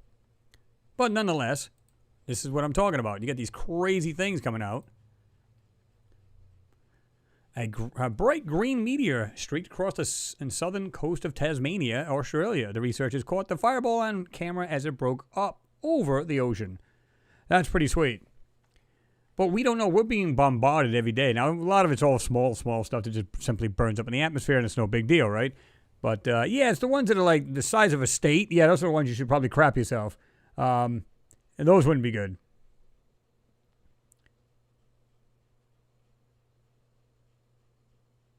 Man. I'm just reading, Sarah, I like you were talking to Third Eye Obi, you said, I have an old Telefunken radio. Man, it's like a girl after my own heart, man. I love all those old stuff. I've got a newer Grundig, Satellite 800. I think that model is. But I had an old Grundig as a kid. I was like in my early teens. I had a Grundig Music Boy. Loved the sound of that radio. It was a little oval speaker. Had a sound like you wouldn't believe. Wasn't super powerful, but it sounded good. Great reception. Anything, the Telefunken radios or the Grundigs, absolutely awesome. Great sensitive receivers in those things. Absolutely cool. And I love listening to anything shortwave. I got a long wire outside my house here. I haven't hooked up the other Grundig yet, but I will. And receive on them things are phenomenal. Just awesome stuff.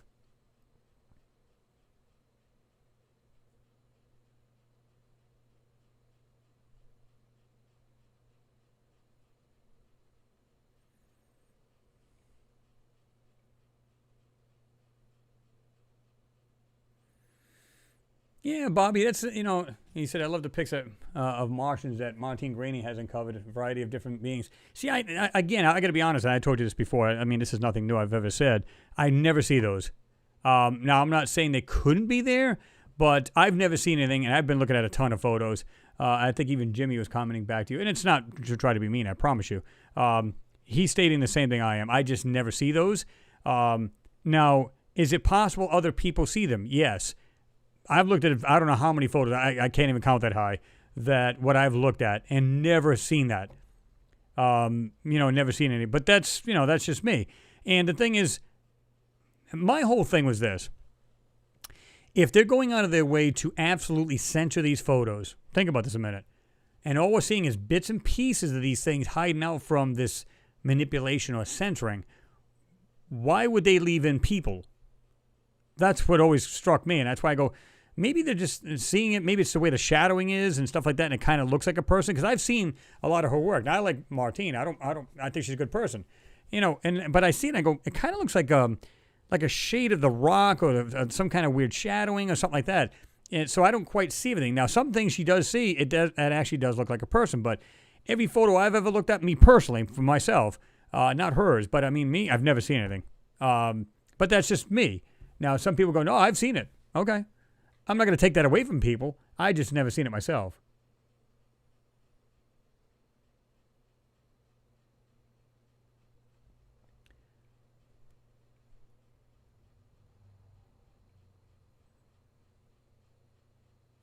H Draws 1AV, you agreed. Telefunken is cool. Oh, yeah. Nothing like it. It's funny we were talking about radios because I showed Jimmy. We were talking about computer monitors. I guess he had like 4 monitors on his computer, and he says, "Well, I just wanted to make sure because I guess his wife Missy was like, I thought he was probably batshit crazy because he had." And I showed my bench here, and she says, "Well, I feel validated." I said, "Well, that's nothing. You ought to see it when I was on the radio days. I got this bench. It's got freaking equipment all over it." Everybody that came to my house thought I was working for NASA. Let's just put it that way. People like 10-foot satellite dishes. You got other KU satellite dishes. You got your C-band satellite. You got all kinds of long wires outside your house. You sure you're not working for NASA, man? What's going on over there? No, I promise you, it's just hobbies, nothing more.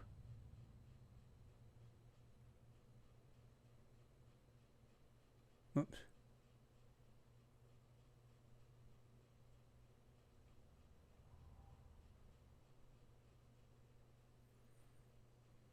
Let me see.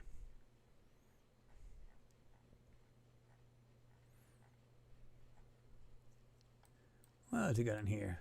This one here, I don't know if you guys heard this. This is not even a big deal, but it says here, Mars rover Perseverance whir as it cruises toward the red planet. So I was looking for this thinking it was going to be like, oh, well, we're going to have some cool sounds in this. And that's basically just a shh, which I don't understand because they say sound, you can't hear sound out in space. Well, however, but you still, vibrations, the microphone will pick that up, right, through it. So I thought that was interesting. That's basically what we hear through it. I'm saying to myself, you think you'd hear like bang, bang, bang, bang, ding, ding, vibrations and stuff like that. But if they do not have the engines going, which they don't need to, as long as it's on a trajectory that's supposed to send it right to Mars, they won't have to do that.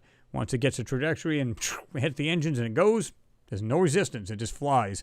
I like this here. NASA's Perseverance has a Swiss Army knife to, let me see here. I'm not sure if it's going to have all the sound in here. Let's see if it's just, no, of course it's not. That would suck. There we go.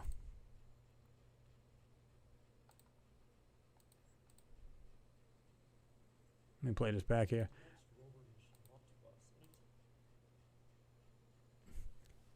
I don't want to do it because I don't need a copyright strike, so I got to put it like this here, which stinks, but it is what it is.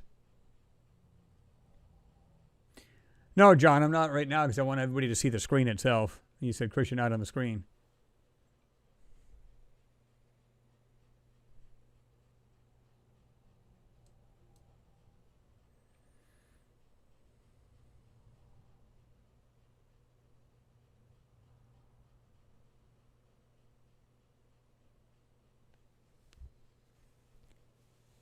Ian, you said, yep, the researchers that call lots of these things small people, animal skulls, faces really puts me off them. They might have some stuff that's worth looking at. Yeah, which I agree. And a lot of stuff will have that uncanny look to it, right? But I just don't. I just don't see it. And, I'm not making fun of anybody that sees them. I'm just saying I just don't see it. That's just my personal view,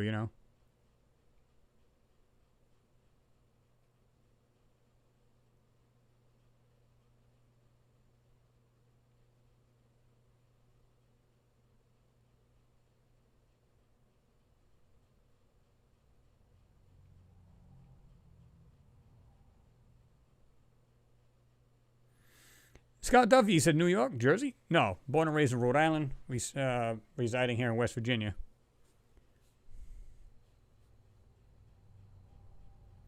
Oh, yeah, H. She said, I had a radio bench too, way bigger when I was younger. Oh, yeah. Well, this was up to 2000. Yeah, I mean, you really had to run a really tight station. I was running like 1,000 watts PEP out of the station, so, which is, for anybody who doesn't know, it's peak envelope power. So yeah, it was. I was getting out. I used to talk everywhere. New Zealand, in fact, East London. Jean will know exactly what it's at. The very southern tip of South Africa. Places like that. I've talked to. Was it Faroe Island? If you're not familiar with that, it's between Greenland and Iceland. Very, very small island. I mean, I've talked to people in what they call de-expeditions. They'll have like their vehicle and they have like a 4 or 5 element beam, directional beam. And they're just like, and they're doing it for, basically competition, right? They just make a hookup with you, off they go. I used to go by Romeo India 392, which is Rhode Island 392. So I used to talk everywhere. I mean, the UK and everything. Well, you're sounding BBC quality here, Chris. Just want to let you know. So, yeah, it was just awesome. Had a good time.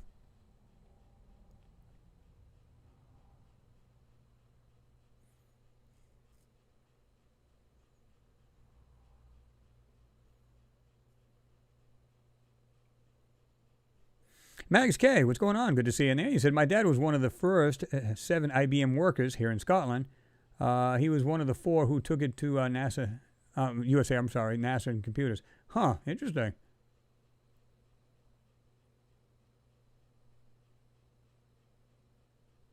Oh, okay, Sarah, yeah. You said grunting is superior to all. I love to listen as I fall asleep when I hear the pilots, ships, crazy people. It's very much fun. Oh, yeah.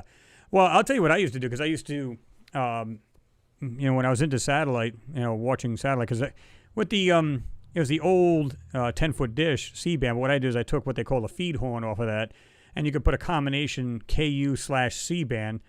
And what I would do is I'd hit 23 satellites with this thing on the arc. And then I had the KU satellites. It was basically before it went to 2006 where everything became digital. There was so much to get on free-to-air. They call it FTA or free-to-air satellite. So I was into that and everything. And what you would see is behind the scenes, like on red carpet, what they would do is they'd transmit from C-band up to C-band and hit like a KU satellite and then downfeed it.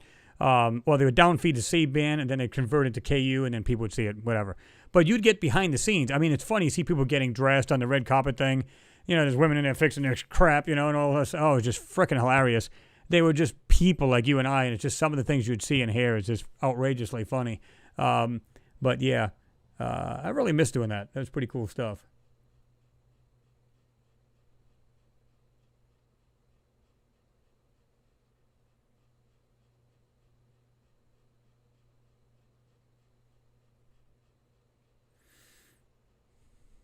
James Cragen said, Chris, I gave my friend 2 Sony subwoofer speakers a while ago, and I swear I am sorry for doing this so because he blasts them every time I come to his and they are still top of the range. Oh, yeah. Oh, it's like me. I've got, I used to have all that. I had the Infinity speakers, had a surround sound Infinity, Onkyo receiver, all that crap. So you had like 7 speakers. Some of them have like 10 speakers now. It's ridiculous. So I did away with all that. So all I have now is a Klipsch subwoofer hooked up to my TV. You balance it just right with a 60-inch, 65-inch TV, and it sounds awesome. Because, I don't care how big a TV, it's always lame. It sounds like crap.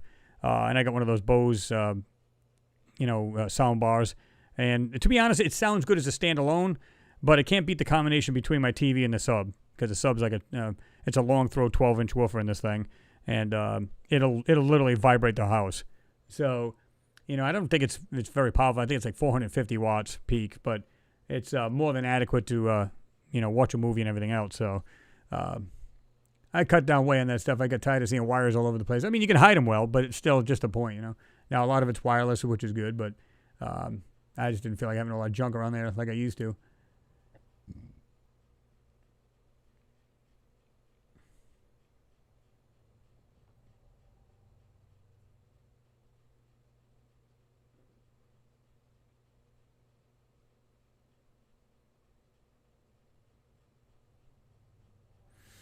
Michael Stark, great question. You said, Chris, that crater with the tall, dark buildings you showed recently, do we know the name of the crater? No, in the description, they only say a crater within the crater. In fact, the links are down right in my pin post right there in the top of the comment section. And you can see it, and I'll tell you, and I actually make a little description. In the description, I say go to page whatever. So I think it's 45 or one was 50. I forget what it was. But when you go to it just tell you the actual coordinates, and it just says, like one says, a crater within a crater. Really doesn't tell you much. And keep in mind, this is on the backside of the moon. So it's not something people can see, with their telescopes, which stinks, but it's just awesome.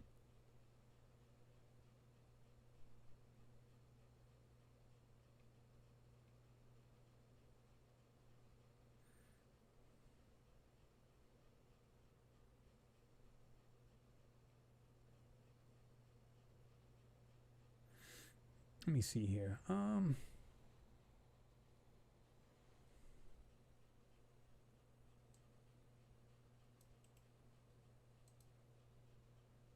No. Okay, there we go.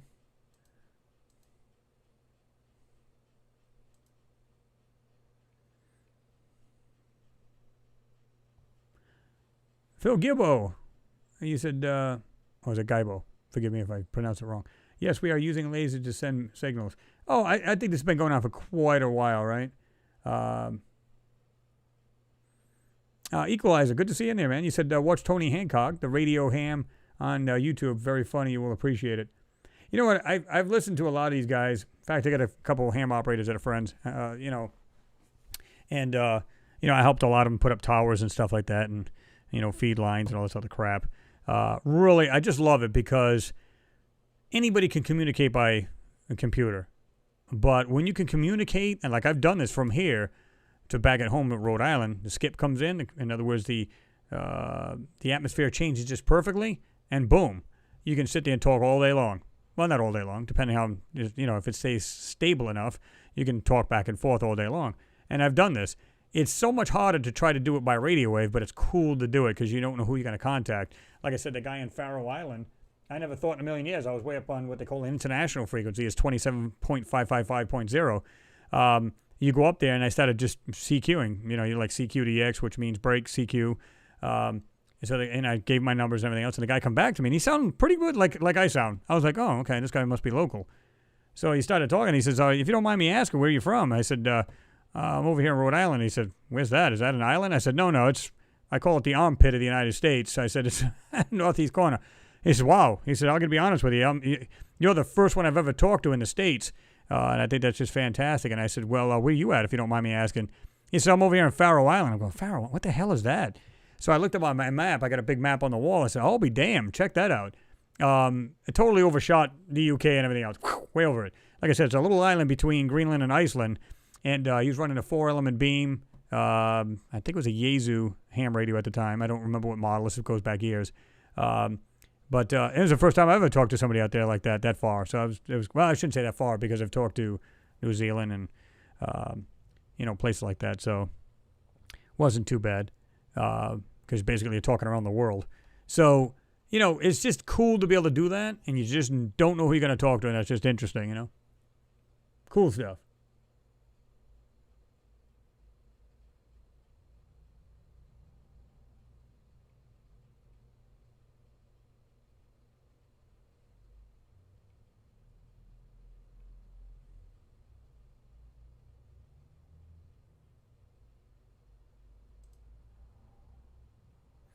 I don't know why that was held, Sarah, you were writing back to third eye, open, and somehow your comment it didn't show up, but it's there now, so you're good.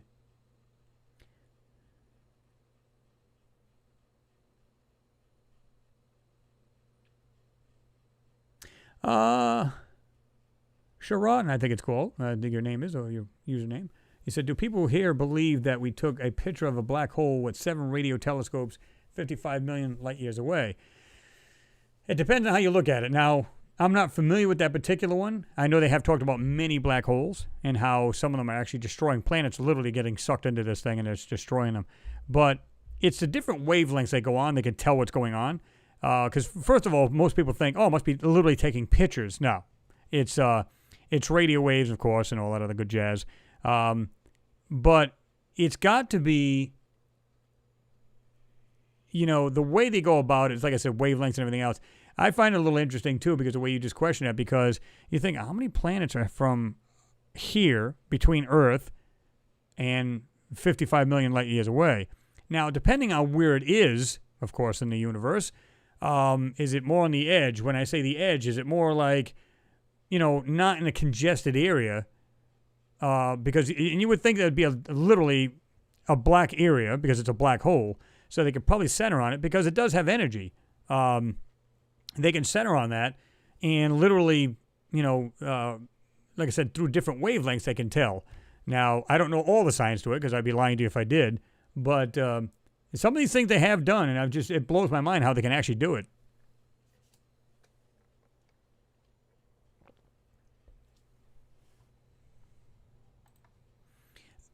This one's pretty interesting. It says, here, audio from NASA's Perseverance as it travels through space, which was really crap. Again, I'll let you guys hear it briefly. This was...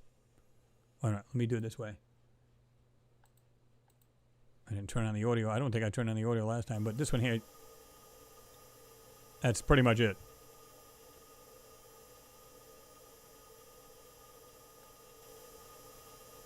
That's all it's doing. So I thought that was interesting because I'm like, what? But this is where it gets funky. Look in the picture here. All right. EDL microphone is right here on the side, right? And they're saying, I forget how, let me see if I can figure it. Where is it at? The first to be rigged with microphones. The agency's latest, let me just go up a little bit more. Rover picked up the subtle sounds of its own inner workings during interplanetary flight.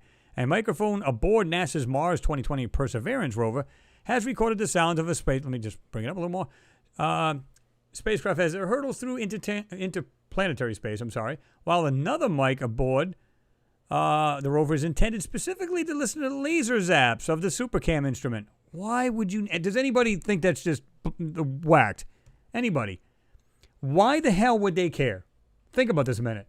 If you can see with the camera to begin with, think about that. If you got a camera, you're seeing this thing zap. Why would you need to hear that?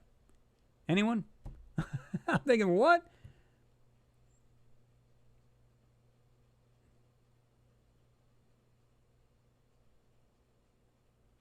There you go, Jerry. You said I'm 62, growing up, tuning into black and white TV with ghost images, rabbit heads. Yep, been there, done that.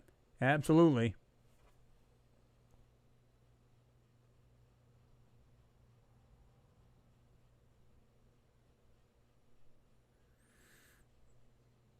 Renee Cruz, you said 450 watts per loud. Loud. Oh, per channel, rather. Loud. Oh, yeah.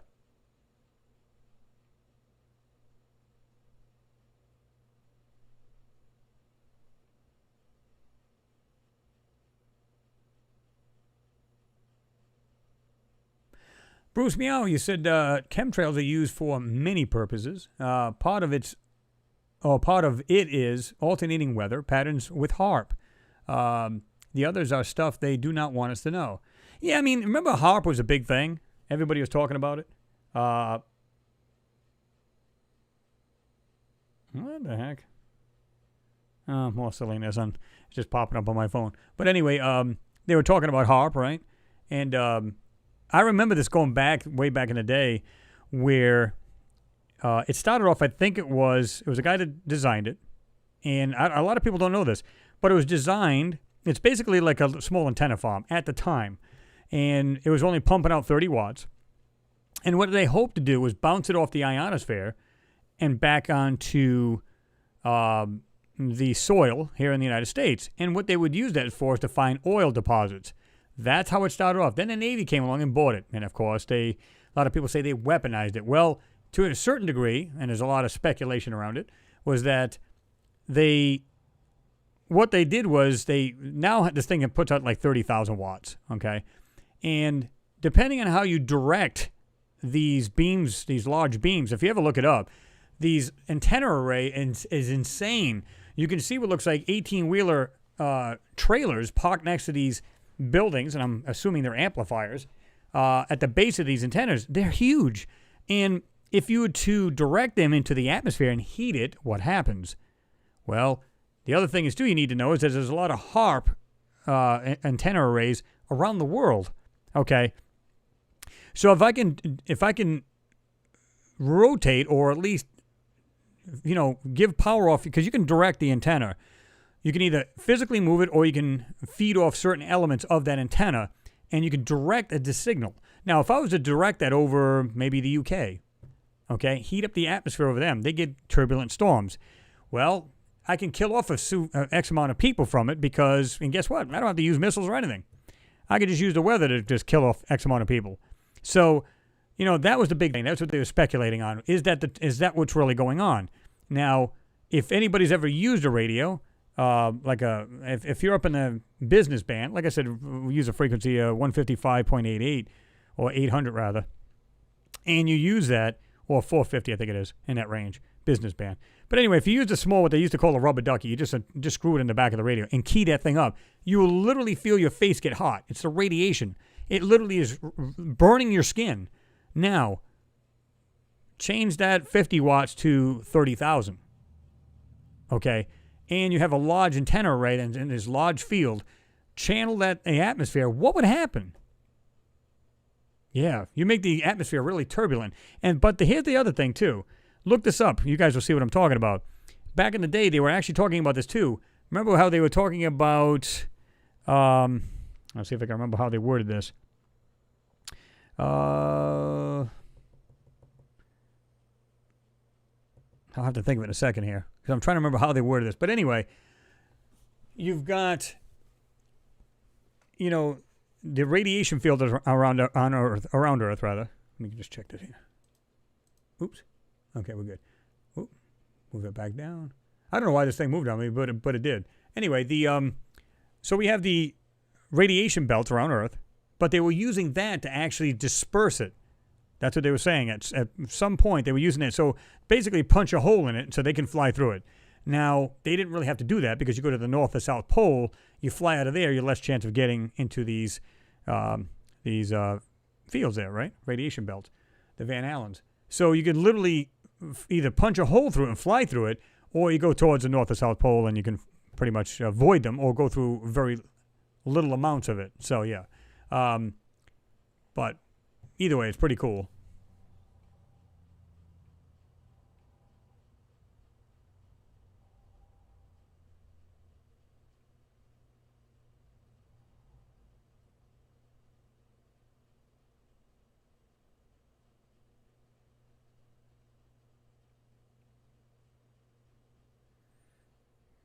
Let me see if I can find this here.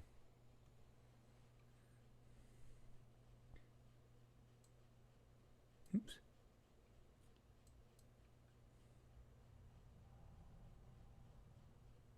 Well, yeah, Phil Gibbo, if you go 30,000 watts now times that by 50, because here's the thing too. I don't know if you're talking about like a multiplication factor, right?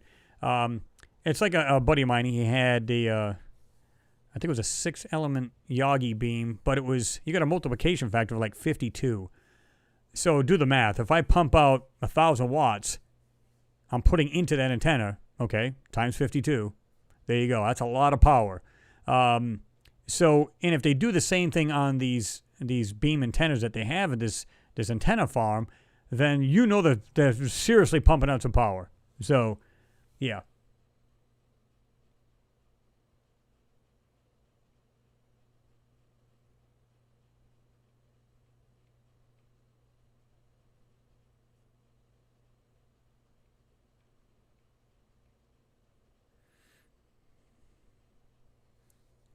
Let me do this.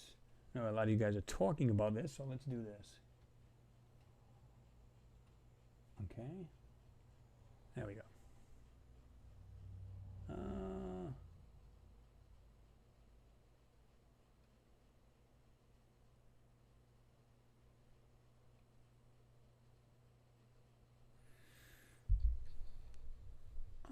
see if I can find this.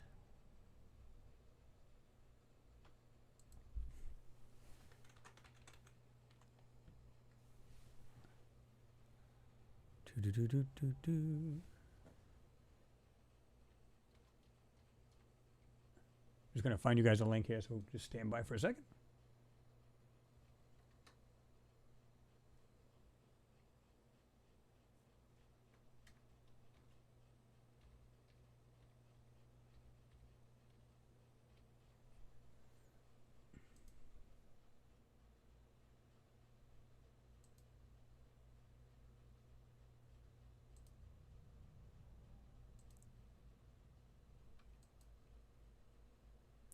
All right, let me see if I can find this.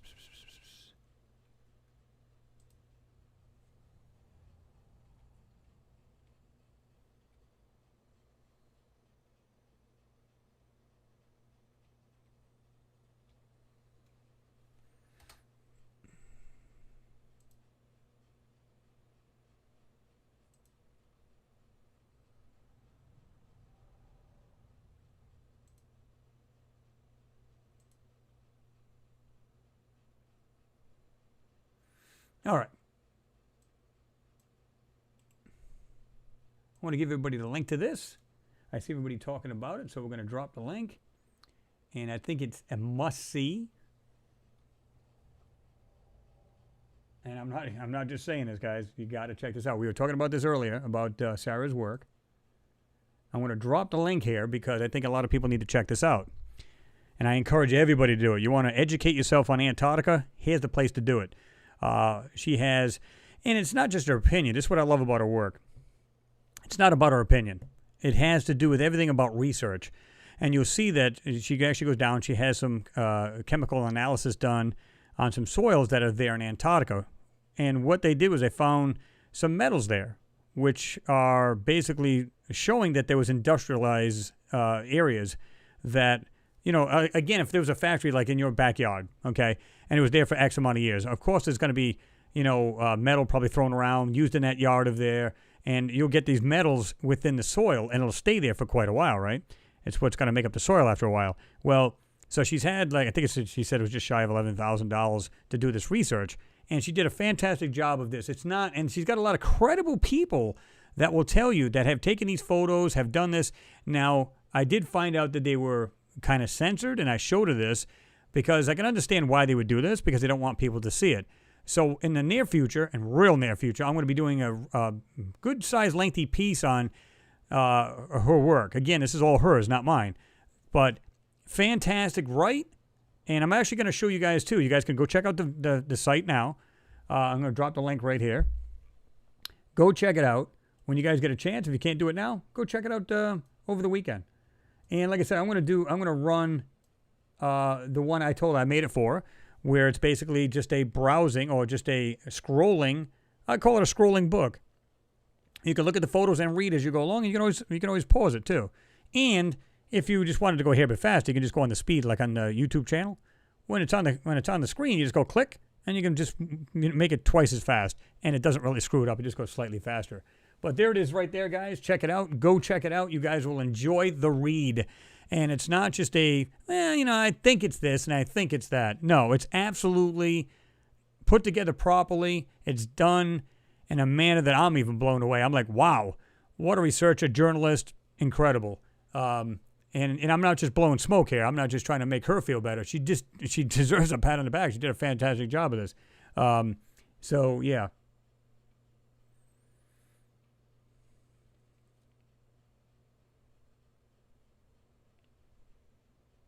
In fact, I can show you guys here. Let's see if I can find this here.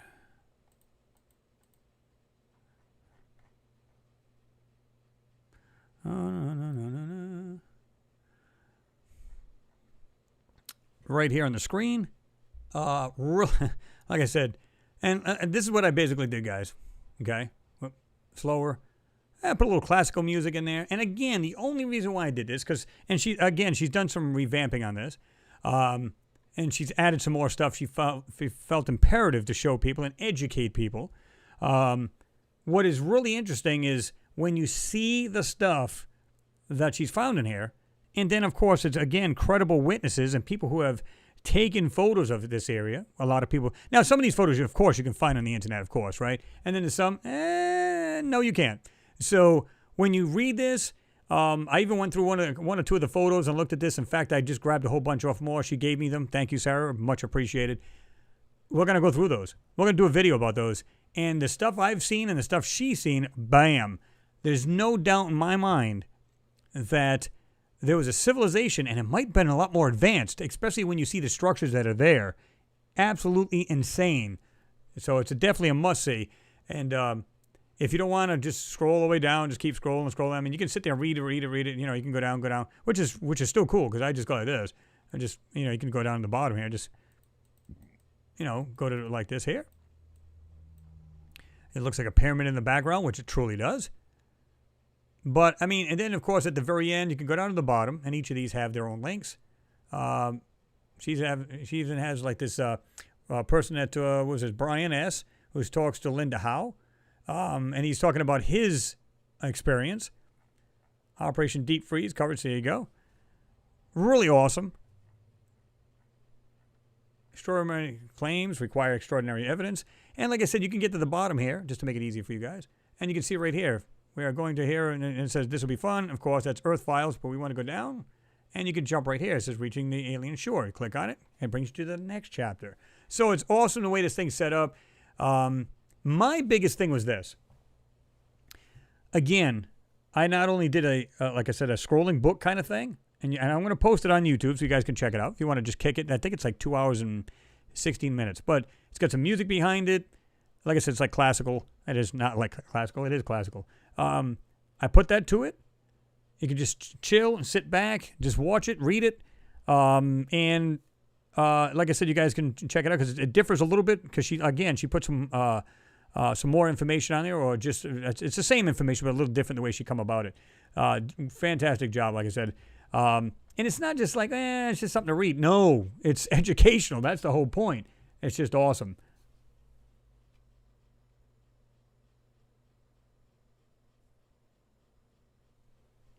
Like I said, when I read this, I said, I love the way this thing's put together. You know, the city close up, and, you know, she goes on and on and on about this, and it breaks it down to every single thing. This is what I love about it. And this is where it gets really interesting. Get the city here, and then, of course, you're talking about Deuce Bay. We can keep going. Different photos of it, of course. And here's to me, this is the most boom. This area here just gets really, really interesting. And this right here, my God. I got this photo here, and I actually enhanced it on this side. You can see it. And you just got these, what is that, guys? It looks like freaking cities. It looks like freaking structures. This larger piece here. And the background. In fact, I'll make this a lot bigger. If that is natural, seriously, wow. That's insane. What? Look at the size of this thing. Right here. That is just absolutely awesome. And there's much more to this. She's done a great job of finding all of this stuff herself. This is her that did this.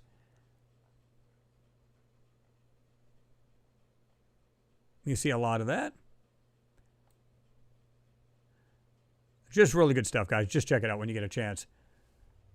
You know, like I said, I've read a lot of things on these sites, and I've read a lot of things about Antarctica. And I'll tell you what, a lot of people really like to embellish. They really like to embellish. Oh, yeah, you know, I was watching something out of a plane as a UFO came by and said hello to us. Oh, whatever. This stuff here is the real deal, because when I read it, I've read other papers on Antarctica, and this hits right on the money. But it goes in much more depth. So, like I said, check it out. You won't be disappointed, trust me.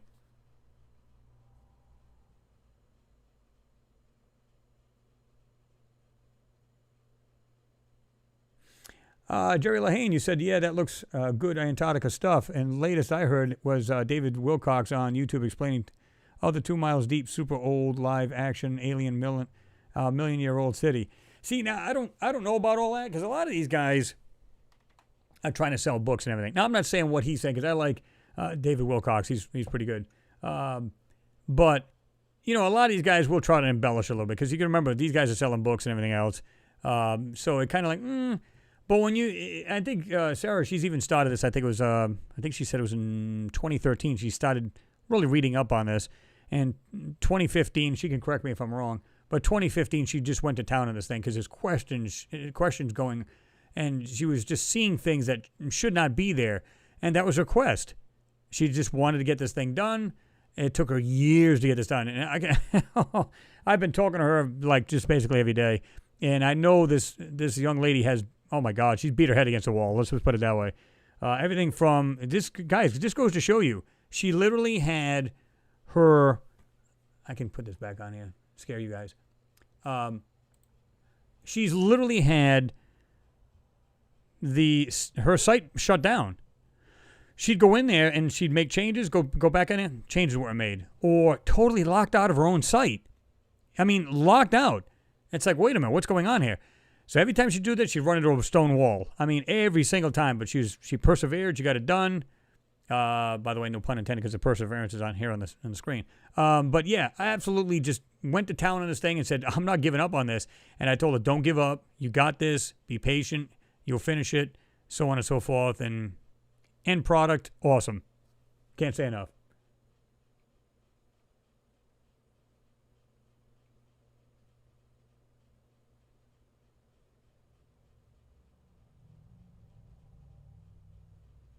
But the reason why I love this so much, and I'll tell you why, this is awesome.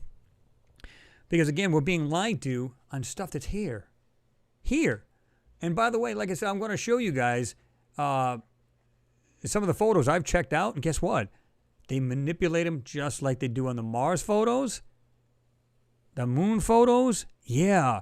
You'll be like, why would they do that? Oh, you'll understand why. When you look at her site, and then like I said, I'm going to show you the close-ups of it. And I'm also going to show some other photos that she has given me. And I looked at them and I said, oh my God. I literally put it through the test and put it through raw plating and oh my God. Insane. So, yeah.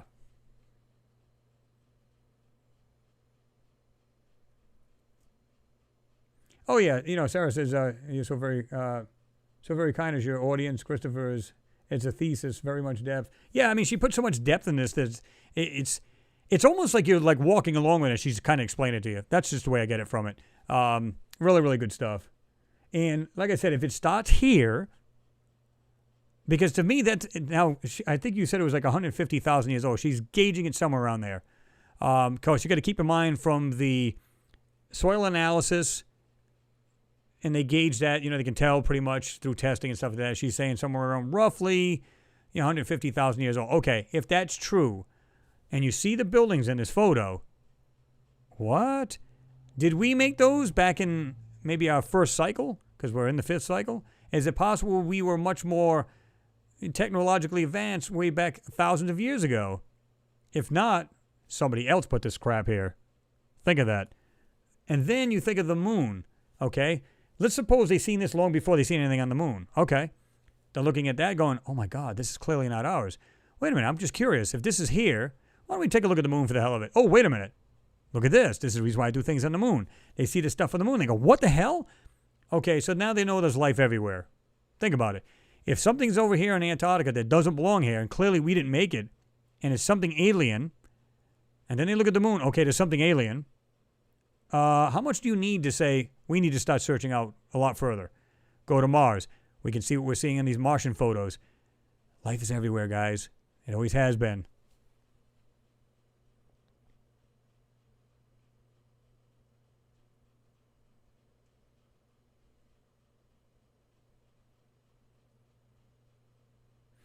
There's speculation about that custom-tailored one. You said, could this be real Atlantis?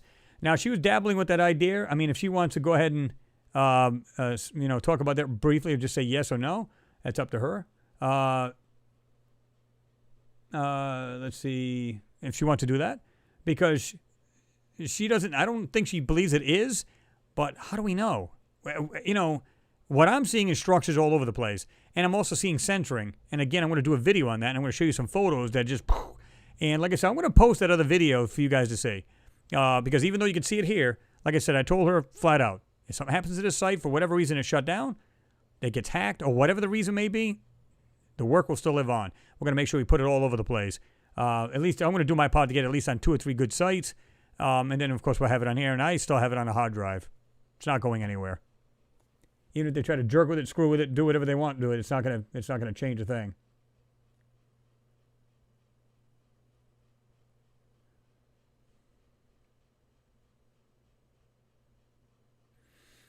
Mimi reacts. She said, a flourishing city once, but the climate changed. Well, yeah.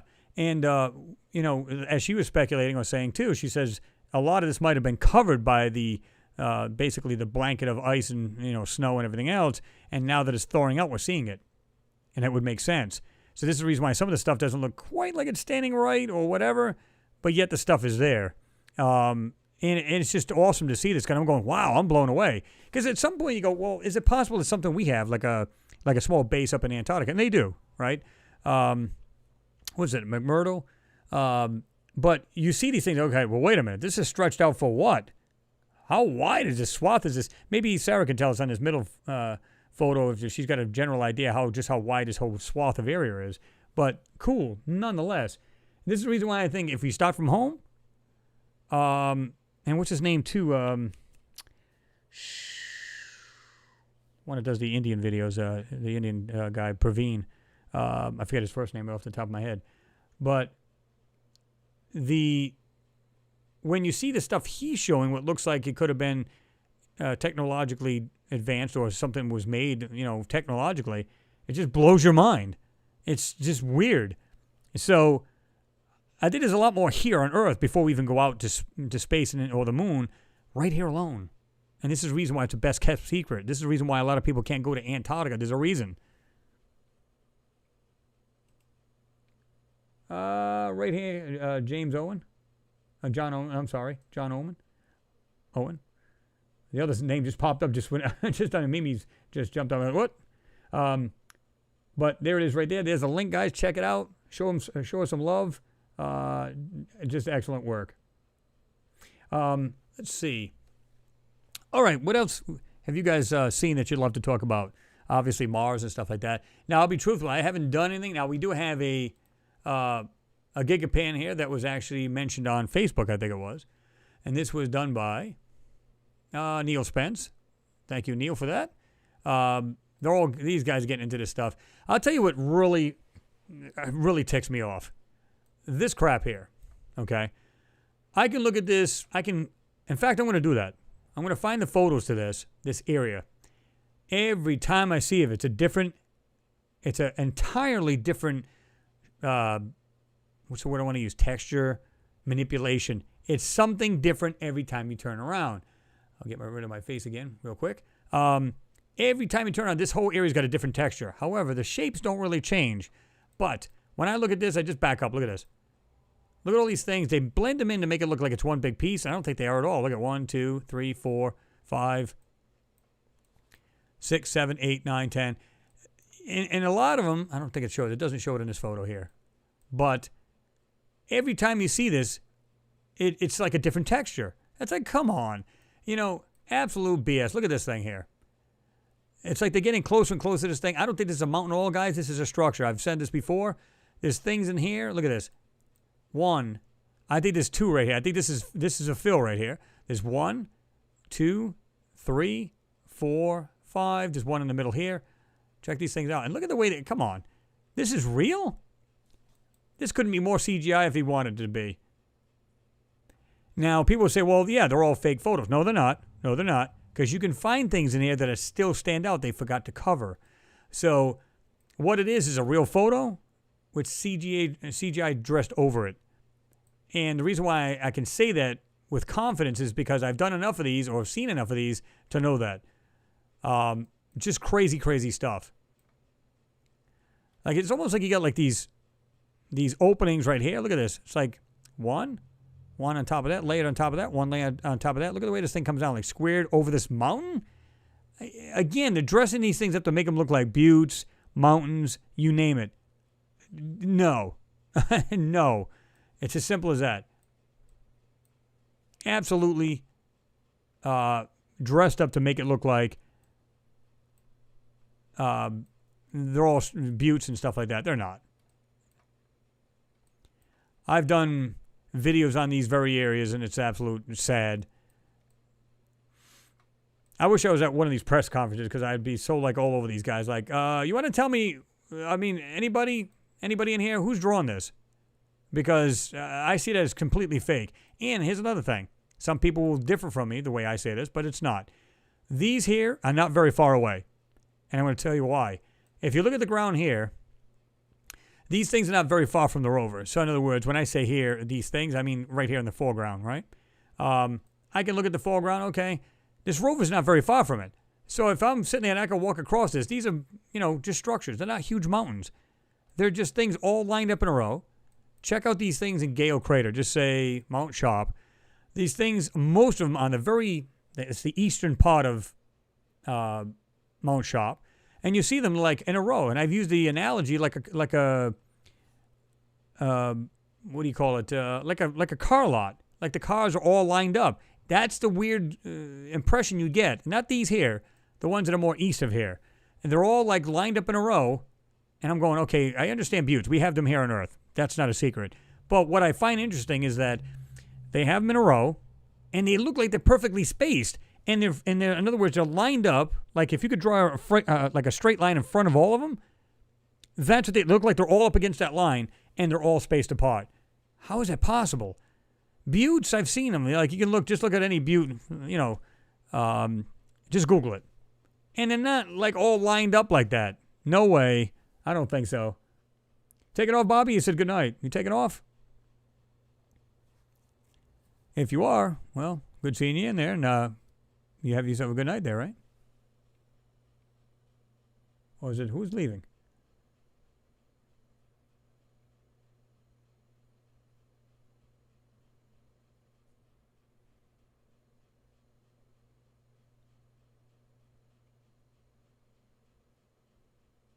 Oh, Mimi's taking off. Is Mimi taking off? Yep. Okay. Mimi, thanks for being here. Appreciate you. You have a good night. Be safe there, right? He said, I'm taking off. It's very late. Chris, thank you for the streaming. Good night, everyone. Sleep well and stay healthy. Until next time, good night. Again, thank you for being here. Thank you for your support. And have yourself a good weekend. And like I said, I hope the family's safe. Richard Mortimer, what's going on? Didn't even see you in there. Yep, the foreground doesn't even resemble the flow of the ground in the background. It's not. It's not. Definitely not. All right, Sarah, you said I found the age to be around 96,000 years old via the soil and heavy metal chemistry and supervised lab Buck Rogers film set. This place very much resembles. Yeah, I mean, the way... these guys got technology now. They can carbon date just about anything. Now, of course, they have other dating, ways to do this stuff too.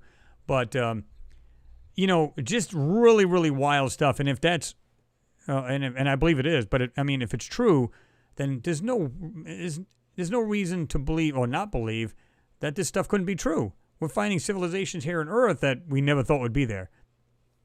What is it? Off of Unagami, is it Gani? Unagani? Japan. You got those, like, almost like a pyramid type thing. It's like 70 feet below the surface of the water. I mean, these swimmers are swimming around this thing. What I found interesting about that, I don't know how many of you guys know about this, but about that structures underwater off the coast of Japan. It was funny because I almost died laughing when they said, well, a lot of people speculate that's probably naturally made. No. What part of it is natural? There's 90-degree angles everywhere. There's flat platforms. And they said that the water is so turbulent that if you're not a seasoned diver, you literally get slapped up against the rocks and everything else. It's that bad. It's that turbulent. So how did this thing stay the way it is, first of all? And secondly, if it was that turbulent, everything would be rounded off by now. Because this has been this pyramid-type structure was not in water when it was made. So it was before the waters had risen. Think about that. Awesome.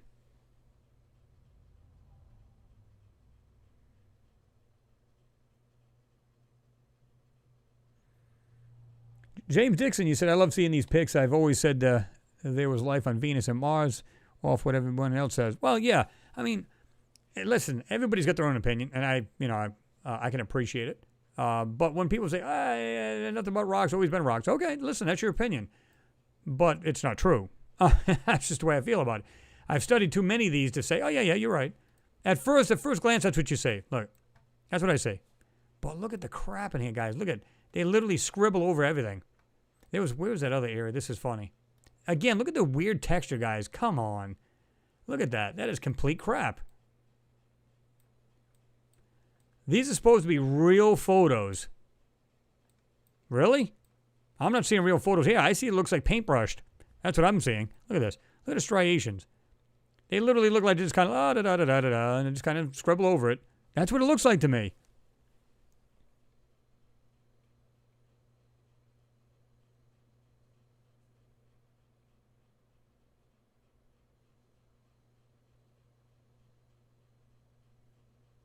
Oh, sorry, you said it's 218 acres. That's pretty good swath of area.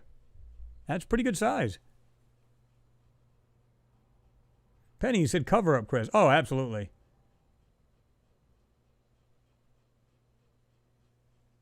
Oh, okay, and you said the Sapphire City total area, 128 kilometers square. Damn. Well, good size. Yeah, Richard, yeah, Unigani. And that's what I'm saying, that, like I said, they found these pyramids underwater, and I think it's like 60 to 70 feet, I believe it was, to get to the very top of this thing. So these structures were built before the waters had risen. How many years ago is that?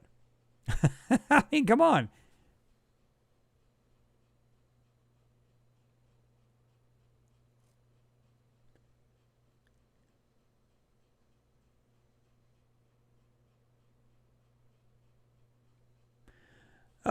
Jerry Lahane asked, were there any evidence of people, barracks, cooking, animals? Well, I mean, they're doing their best to cover this stuff up. I assume you're talking about up in Antarctica, right? And I'm talking to you, Jerry. I don't know.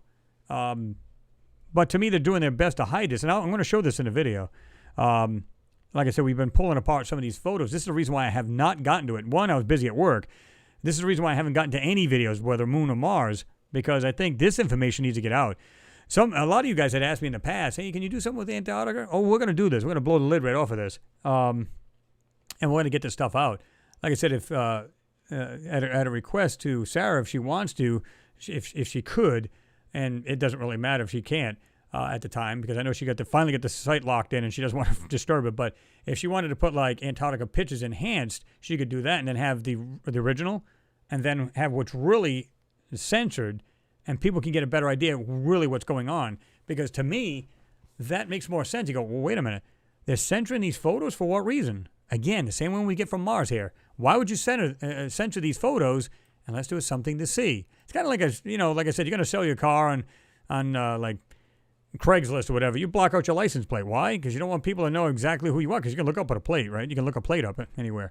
So it makes more sense that they would do that.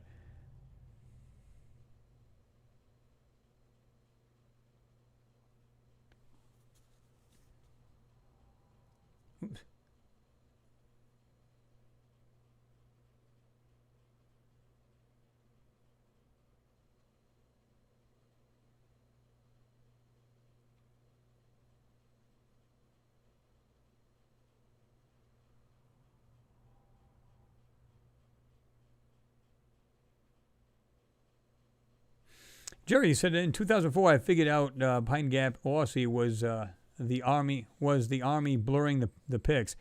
Yeah, I mean, again, people have asked this. They said, well, who is the elites? Well, at some point, there has to be like a pyramidal kind of thing, right? In other words, you've got your governors, your presidents, people above the president, and then right to who is the top dog? Who is the owners, the real owners of this planet? Well, you can bet just right off the bat is the DOD, Department of Defense, the military itself. And, of course, people would say banks and stuff like that because they financially, But as far as who's who's turning NASA and people like that into puppets, well, it's like they're just saying, listen, you're allowed to put out this, but you're not allowed to put out that. So we have to show pictures to the public because we are asking funds from our governments. So we have to produce these photos. Now, when you put them in like photo forensics, it will show an actual photo. It's an actual photo. It's not made up. But what's over and dressed over it that's the crap. And that's what people have to understand. This is dirt, man. Look at this. I mean, come on. Look at this. Look at this rectangular area. Just seen this right here. Going across and it drops on the other side. What is that? It's like little places they literally screw up and forget to cover. This blue right here in front, that's all trash. I'll tell you why. Look. I can see this rock right here going through this blue area. So they have transparent sand. Is that what you're telling me? Because I can see that this rectangular looks like a rock or something like that below into this blue surface area. Anybody seeing that too? But to me, like I said, it's things like this. Look at this thing. Now, if you could blast that away, I can promise you this goes down further. And look, I can see right here. It's actually through this rock. Right here. It's coming down below this blue. This is nothing more than a filler. This is just to block out crap that's actually sitting there. Look, you can literally see like flat piece of ground here. I just noticed this. Wow, that's pretty interesting. Didn't even notice this. See if I can't do this. Look at this. This white area right here, it's flat. Has a corner right here. There's something sitting right there. Now, I don't know what it is. I couldn't tell you. But you can see this part here on the left comes down this rectangular opening. That's part of a structure. I can almost guarantee it. Pure speculation, of course, but you can see that.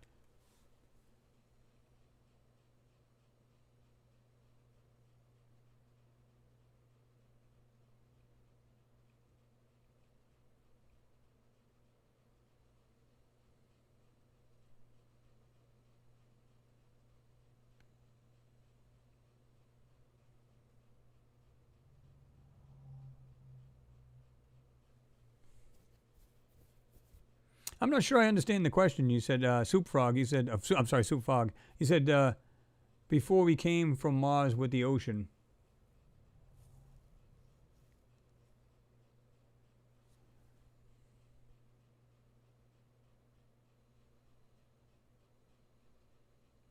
Richard Mortimer, he said 12,000 roughly. Same as in the Black Sea, which was 400 feet lower.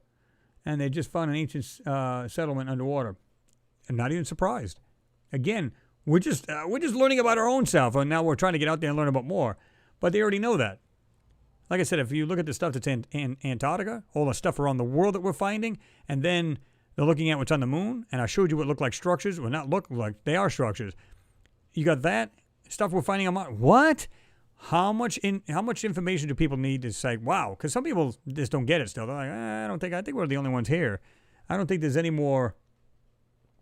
I don't think there's any more. It's just us, man. It's just, we're the only civilization. Really?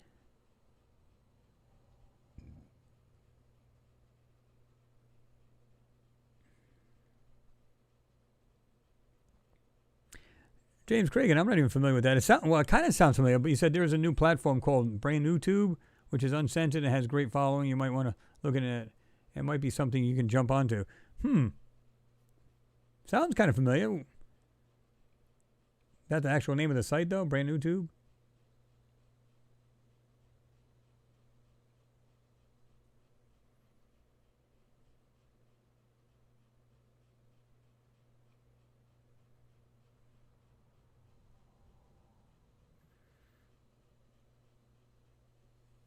Yeah, we're going to be getting it out pretty soon, Penny. You said, can't wait for that, Chris. Yeah, between that, like I said, I'm going to, I'll roll out the video I done of, basically it's all, like I said, it scrolls down basically on Sarah's page. And like I said, she has, the difference with it is cool because it's slightly different than the one she has up there now. So, which is cool either way. So you're getting like information out of both of them. So like I said, I want it to be on more than one platform. She's got it on her own site, but in case it gets shut down for any reason, or for whatever reason, hacked, whatever, it'll be on more than one, platform. Like I said, I'm going to ask my buddy Will, not Will, but Billy. In fact, I don't really have to ask him. All I got to do is tell Thomas to just go ahead and throw this up there, because I already have my own videos up there now. So I haven't put that up in the documentary area where people can check that out. Exactly, Max K. It's what it looks like, but it's basically like an airbrushing. They just like to take this stuff right out. I've seen like I said, on this left-hand side of this, you can see this rectangular opening right here in the middle of the page, where it literally goes behind and below this other bluish area, and it's not always like that. You'll have like brownish areas, stuff like that. Yet you can see the whatever's above that area. Let's say this area right here, like I said. You can see things inside it, and like this area here on the left will go right down through it, and you can literally see the line to it. Not here so much. I can see it just a little bit right here, right there, but then it kind of disappears. Just because I laid it on thicker, that's all. But the stuff is there.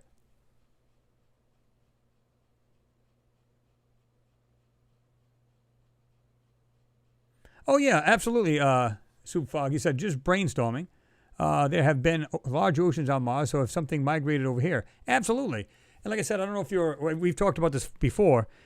I don't know if you're familiar with the theory of panspermia, where they believe something hit Mars, and of course, you get a lot of ejecta. It goes out into space, and of course, the solar winds will blow it into, maybe blowing it in here into Earth. Maybe this is how life started here, or was there a civilization living on both planets at one time, and that one just basically got a really bad catastrophe and, of course, ended life there, and, of course, we're still here. Is that what happened? We don't know. It's pure speculation, but, yeah.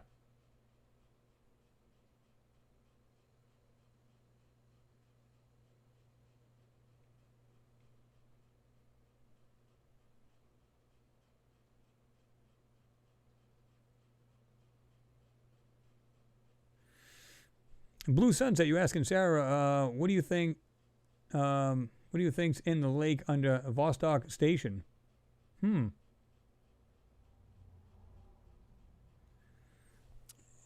Wagney said, "Hey Chris, great hearing from you." Well, Stephen, glad that you're here. Glad you could jump in there. Third Eye Open, you said, yes, the obfuscation is obvious to anyone who has worked with imaging editing software. Yeah, what do you think about that? Third Eye Open. I mean, is that sad, or is it just me? I mean, look at this. Look how, oh my God. It's almost like they were doing the same stuff before. The only difference is now the manipulation is fuzzier. So you don't even get that clean look anymore. Why? This is a better way to throw you off from details that might be laying right here on the ground. But I can see that right here in the middle of the screen, I can see a rectangular opening right on the side of this so-called hill. Look at this. Are you kidding me right now? Wow. I can see that. Look at that. Plain as day. This is what I'm talking about. Sometimes the obvious isn't so obvious until you just stop and take a close look, and then bam.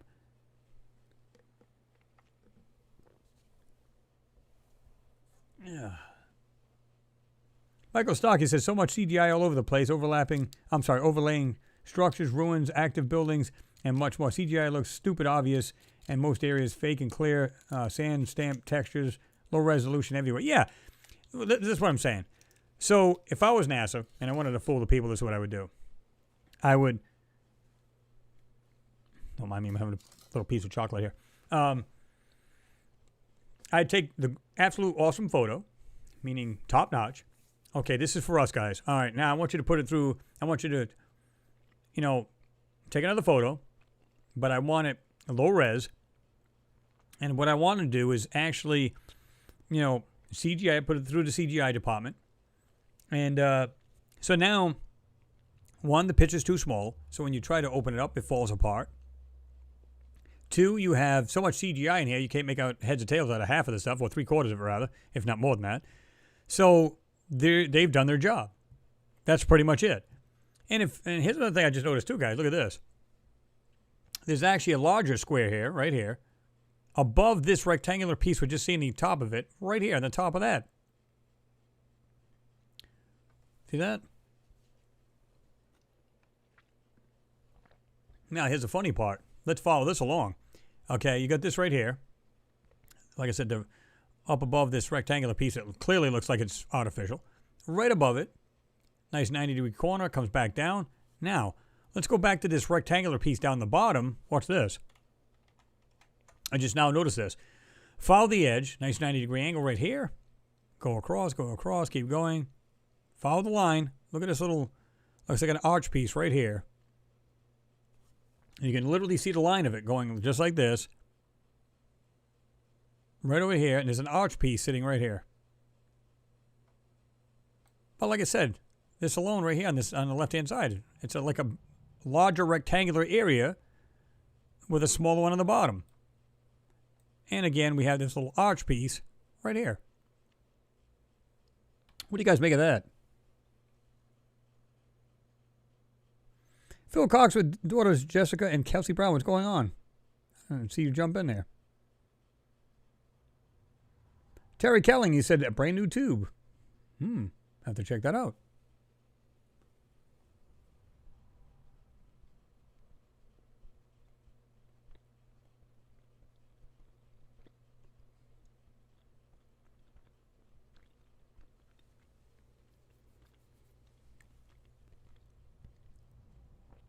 Thank you, Mr. James Cragen. Again, thank you very much. He said, Chris, I am delighted you mentioned the size of the areas and structures in your vids because this is forgotten sometimes when understanding the situation. Well, absolutely. Now, I love the way Jimmy's done this, where he's done his homework, where you got the, what they call the notebook, where you can get like really good PDSs and stuff like that. And he's found a way to get measurements and everything, which is really not super difficult, but it takes a bit of work. He's gotten to the point we can measure a lot of this stuff. Now, some of them I don't agree on, and I'll tell you why. Because when I see the rover in the area, now we can gauge the rover because on top of that, with the mass cam fully, extended, it's 7 feet. Okay, so let me get a sip of this. So we know that it's 7 feet tall. All right, so if you're standing next to it, let's say the average person, 5'10", 6 foot. Okay. If you're standing there, you could literally almost gauge the rover to your height, roughly. Okay. You could literally walk over to a lot of these places and go, oh, it's just like a small house. And that's what it would be like. It'd be like a small house, not a huge mountain. Now, a lot of his measurements are correct because I've looked at it myself. But some things, it's the way they, I don't know how to explain it. It's the way they throw you off to make it look like, wow. Like, in other words, here's a perfect example. Let's back up. You look at that, you go, oh my God, it must be like miles away to get to there. Because right here, in the foreground next to these rocks, okay, if we were to look at that, and you go, wow, that must be like super miles away. Look at that. Look at the size of them thing. No. If you're standing there, this is nothing. They make it it gives it that look that it is miles and miles. It's not. It's like, I literally stake my life on this, guys. It's not. Like I said, I've looked at too many of these things to believe that these are mountains themselves. I think they're all structures. I think they're literally in the middle of a structure that was actually in ruins, and maybe not all of it is. And this is what they're here for. They're literally driving through what's left of a civilization with structures and stuff strewn around. We've seen plenty of photos of that. And this is what we're seeing. This is what they're doing. They're going through these areas, checking out, taking thousands of photos, this, that, and the other, looking at these pieces. I mean, why else, if you're digging for soil samples, why do you give a crap what's in the mountains? I just figured we'd just take a couple of photos. What the hell? While we're here. It's like, listen, again, this rover came with 2 motherboards. One of them took a dump, like, I forget how long, short of time that it took a dump. It was probably a year, maybe, somewhere in there. I forget exactly when. But it's on the redundant motherboard, and it's been like that for, I'm going to guess, it's probably been 7 years out of the friggin' 8 that's been there. So, they know they can't play games, because at any given time this thing can take a dump. We already had the other ones, whether through, supposedly. One of them got stuck in the sand, which is a Spirit rover. The other one had a giant windstorm and covered up the solar panels, and that was the end of that. Couldn't get it to go again. Now we have just this one here, and you can almost guarantee somehow the newer rover will get there, and then this one's going to take a dump somehow. Maybe fall off a cliff, who knows? It's hard to tell, right? But regardless, the way I see this thing is just like, it's just, when I look at this, I just go, wow, it's so amateurish. I mean, it's sad.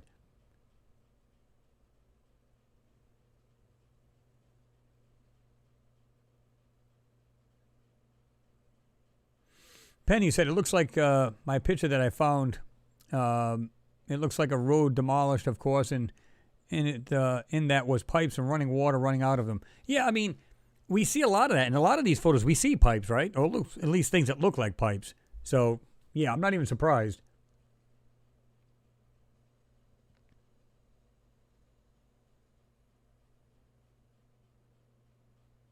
Yeah, Josh D, you said the border between the reddish stuff and the blue-gray is so obviously artwork. Oh, yeah, the whole darn thing is.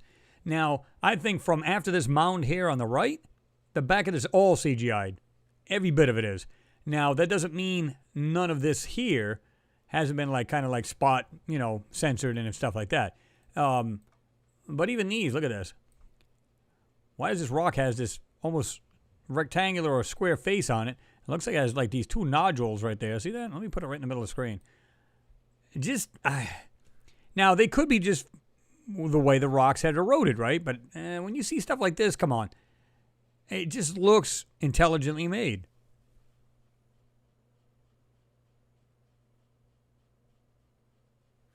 Martin Lucas, I'm sorry. Thank you for stopping in. I appreciate you. You said, gotta go, guys. It's half 12 over this side of the pond. Have a good night and stay safe. You do the same, Martin. Thanks for joining us. And we'll see you the next time, right? Stay tuned because we're going to have some more stuff on that, the Antarctica and stuff like that.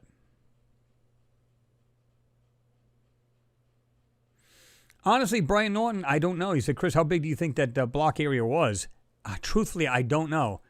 Because, again, they screw with your perception so much that it's hard to determine this. But if I had to, of course, I don't see the rover in this photo because that makes a big difference.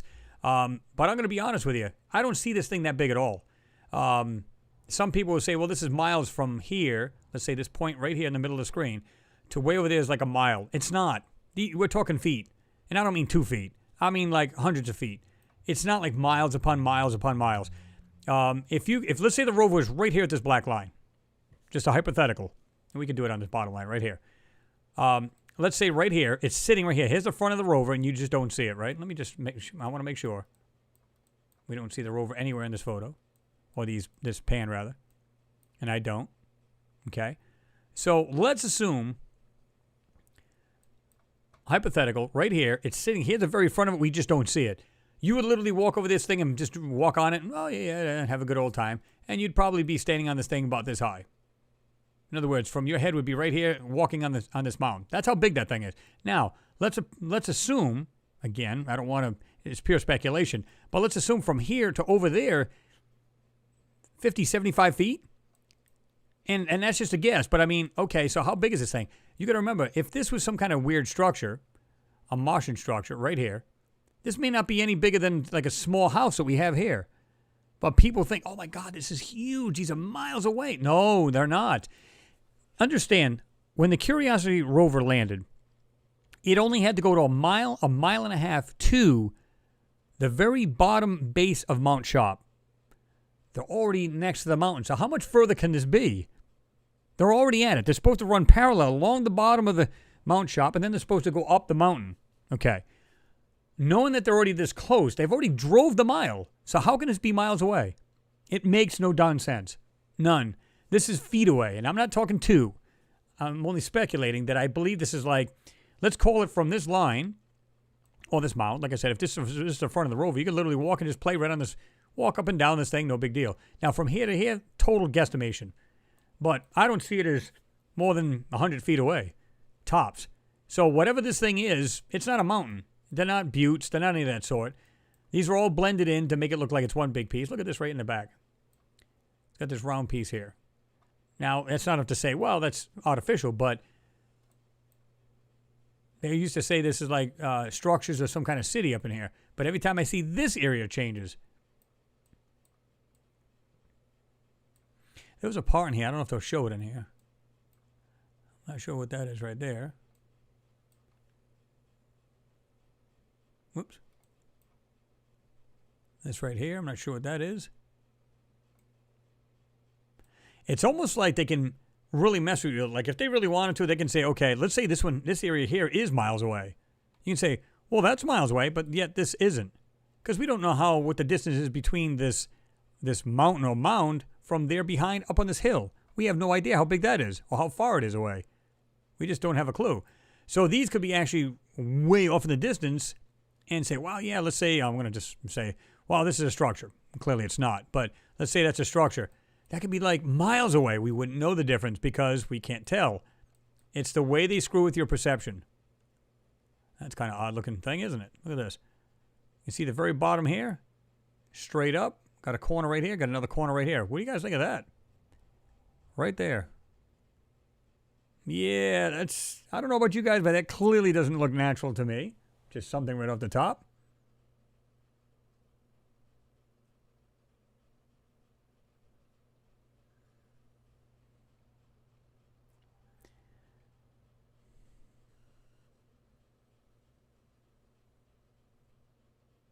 Let me jump down here to the bottom because I've been doing this and really not...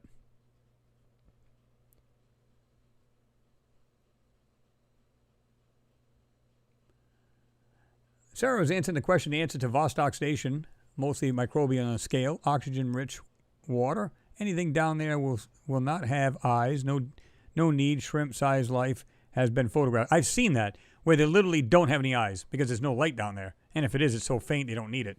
But yeah, I've seen that. And you got a part 2 here.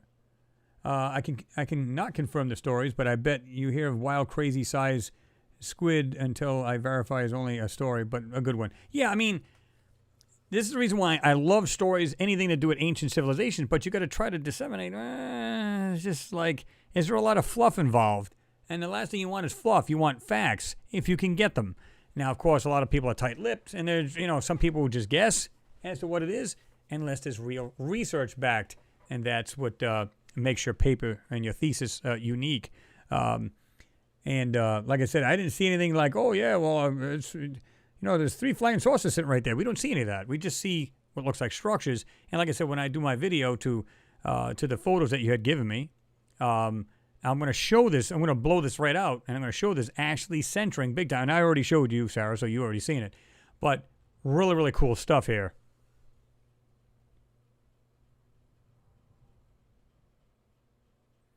Penny, you said, I've been watching you for some years now, Chris, and you taught me to look for odd shapes. Thank you. My eyes are wide open. Yeah, I mean, you may not see a whole bunch of crazy things. I'm just seeing rocks. And that's fine. It's perfectly okay. And because chances are that's what they are. Or they're just so well-centered that they just look that way. But when I see something like this, I'm just going to back out a little bit on this. Look at the size of this thing, whatever that is. And guess where it's at? Way in the back. Up on this mountain. But I don't think it's super far. I think this is actually a hill and a mountain. But something you would consider a hill or a mountain. These, they're not. These are supposed to be inside Gale Crater, which is, I think it's 100 miles, 99 or 100 miles wide. So when you think about that, you go, okay, well, it can hold quite a bit of structures within it. So is it a city that's in there? I believe that's what they're there for. It's a recon mission. It always has been. Has nothing to do with, hey, let me look at some rocks here. Now, I'm not saying they're not doing it. I'm just saying that because they want to make sure when they do send astronauts, they can grow food. They can get their fuels. They can refuel from there because there's water there. So they're going to try to make sure they can do anything they can to make sure that once they're there, they can survive, right, and get back to Earth. So that's the whole idea why they're doing that now. But I don't think that's the main reason why. It's kind of like the moon, right? When they went to the moon, what was it? Oh, we're going up there for rocks. That wasn't for rocks. It was a recon mission. They were there to see what's really on this moon. And from that last video I did, the one that shows the very large structures, that's like you couldn't get any more realistic. There it is. This is what they were there for. The PR move was, we're going to go look at some rocks and some soil up there and see, how old the moon is. Whatever. I'm not saying they weren't up there to get these rocks and sand, of course. But that's not the main reason why they were there. Just like here on Mars. That's not why they're there. It's a recon mission. Just like the moon was, just like any other place they go.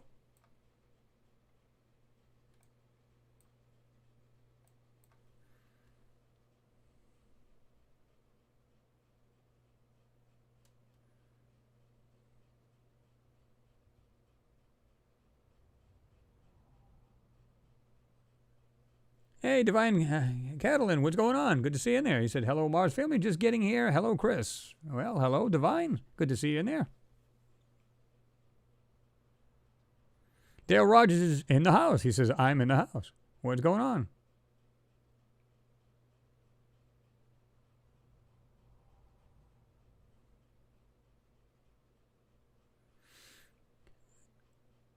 Benny, you said probably a bunch of debris. They just don't want anyone up there before they can go and get the technology and the artifacts. That's what I believe. Yeah, absolutely.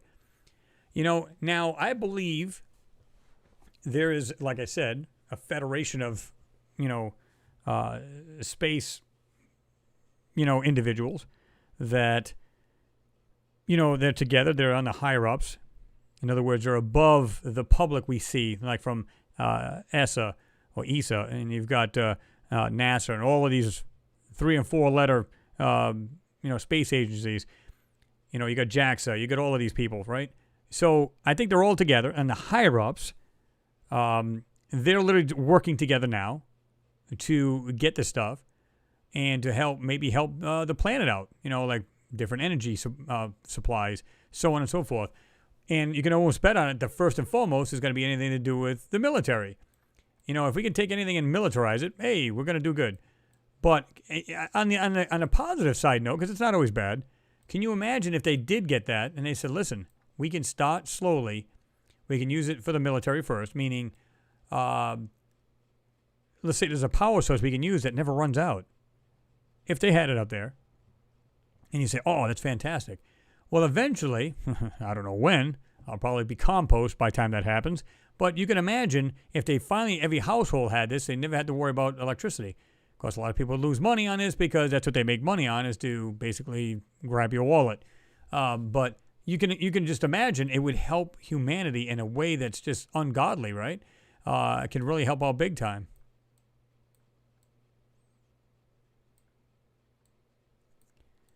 Yeah, this is absolute crap when they do this. Look at this. Look at this airbrushing crap or whatever they're painting it in. I mean, you can literally see these right here. Like, here's something right there. You can see the rocks and stuff inside this. How you shouldn't see anything in this blue. It's supposed to be ground, right? And yet you can see through it. Look, here's a perfect example right there. You can just see that faint line. I'm going to put it right in the middle. This sloping piece coming down, this whatever this is supposed to be right here. Very, very faint. You can see it's still going in past this blue area. Is it supposed to be blue sand? And if it is, why is it transparent? Simply makes no sense, guys. None.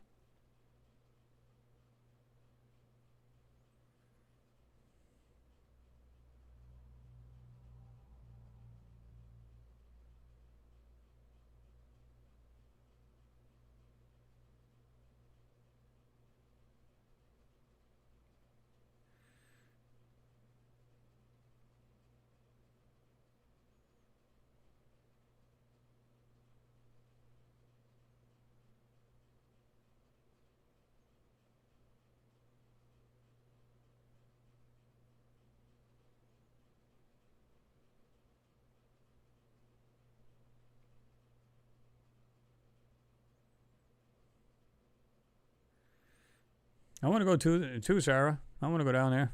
That wouldn't be bad. That would be pretty cool to go down there. I'd like to check that out myself.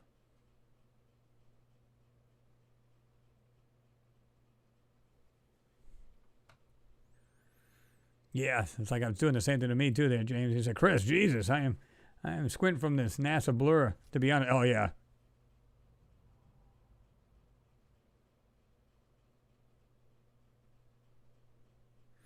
Josh D said, I can teach anyone how to do this within 5 minutes. Pretty much.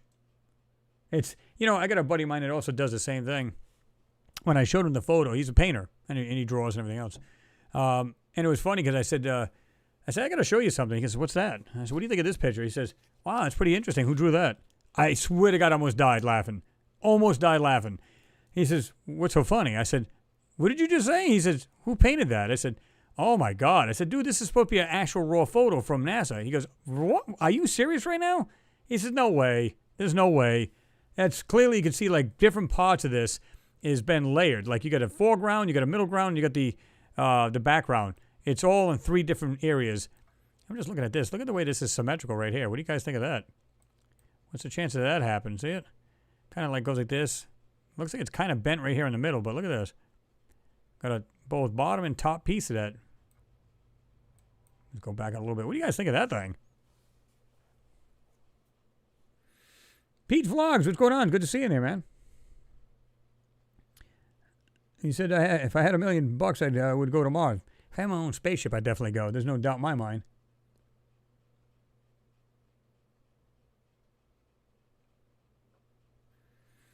John Che, what's going on? He said, evening all. What's happening?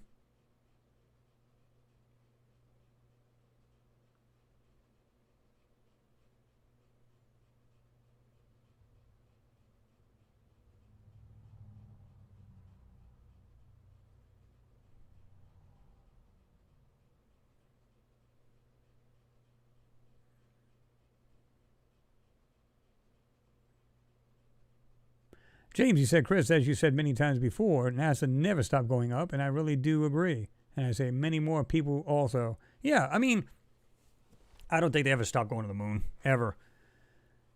Because, I mean, again, I said this a million times, if you can go there, and now you got it down pat, why would you quit? And now they just stop using these toy, modules and stuff like that. They got high-tech stuff now. Come on. I mean, they could do it so much more efficiently now and just go back and forth and nobody even know. Like I said, I can use the Lockheed SR-71 and I can retrofit it. Nobody'd see it take off. Wouldn't be noticeable to radar. Nobody be none the wiser. I can take off in the middle of the night. See ya. If they've got a base there or if they're in structures that are already there, think about that a minute. They go there in spacesuits, they get out, boom, maybe they've retrofitted these things with like thrusters on the bottom so they can literally land on the moon without crashing into it and needing a runway to do it. They can retrofit this thing, land right on the moon, get out, go into these structures, make it our own. And who knows if these structures have got their own power plants and they can run for years and just infinite power, go there. And, if you just move right into one of these structures, kind of like if you ever seen Stargate Atlantis when they found it, they powered it all up and they just decided to move into it. And they're doing studies and everything else. It's kind of the same thing. Why wouldn't they do the same? Makes perfect sense to me. I would. Why would I go build a structure when there's clearly some there I can use? Especially if they're miles high and wide.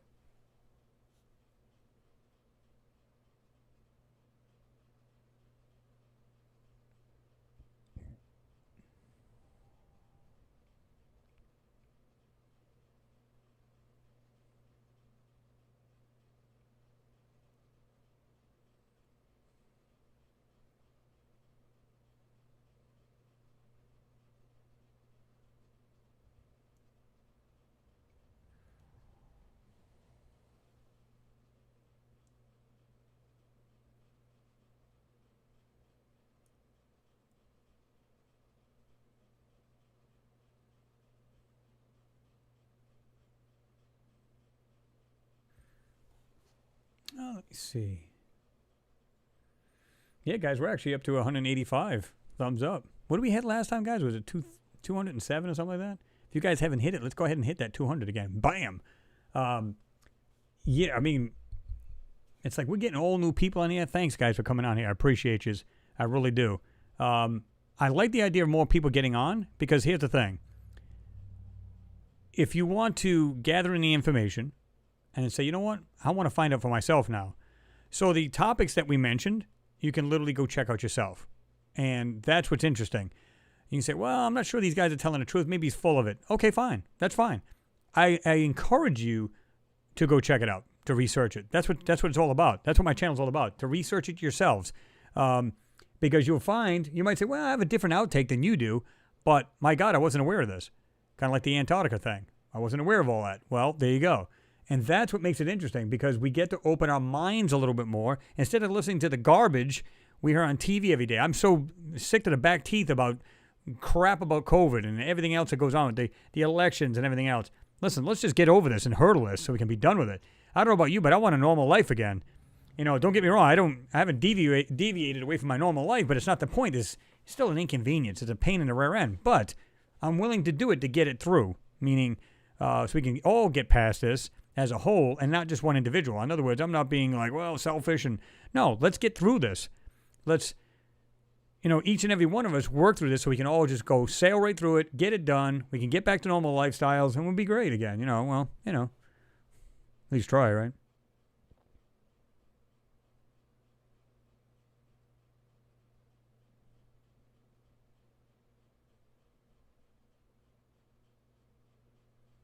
Renee Vaughn, you said I look with my magnifying glass on my phone. Let me see, this thing just jumped on me. While my PC is also on, but digging on my phone with iMagnifier works really well. And then, like I said, I introduced that a long time ago. I said, guys, just use a magnifier, because a lot of times when you do this, I can zoom way in and go. I love it because some of these people go, yeah, whether they're doing moon videos or Mars, they go, look at the little people standing right here. Look at the structure. It's like, what are you looking at? You're looking at compression artifacts at this point. There's no point in that, But if you were to take this way out like this here and look at, the magnifier, you actually zoom in without zooming in. So in other words, you're not bringing the screen so far up that you're seeing artifacts. We don't want to see that.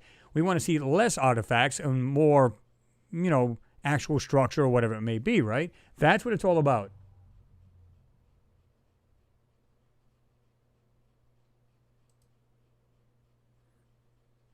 Yeah, Thomas Le Mignon, I don't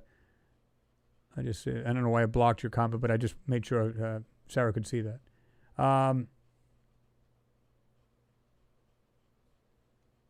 Diamond Dog, he said, Chris, just done the 192. Like, sweet, man, appreciate you. We're up to 195, man. We're only 5 away from hitting that 200 mark.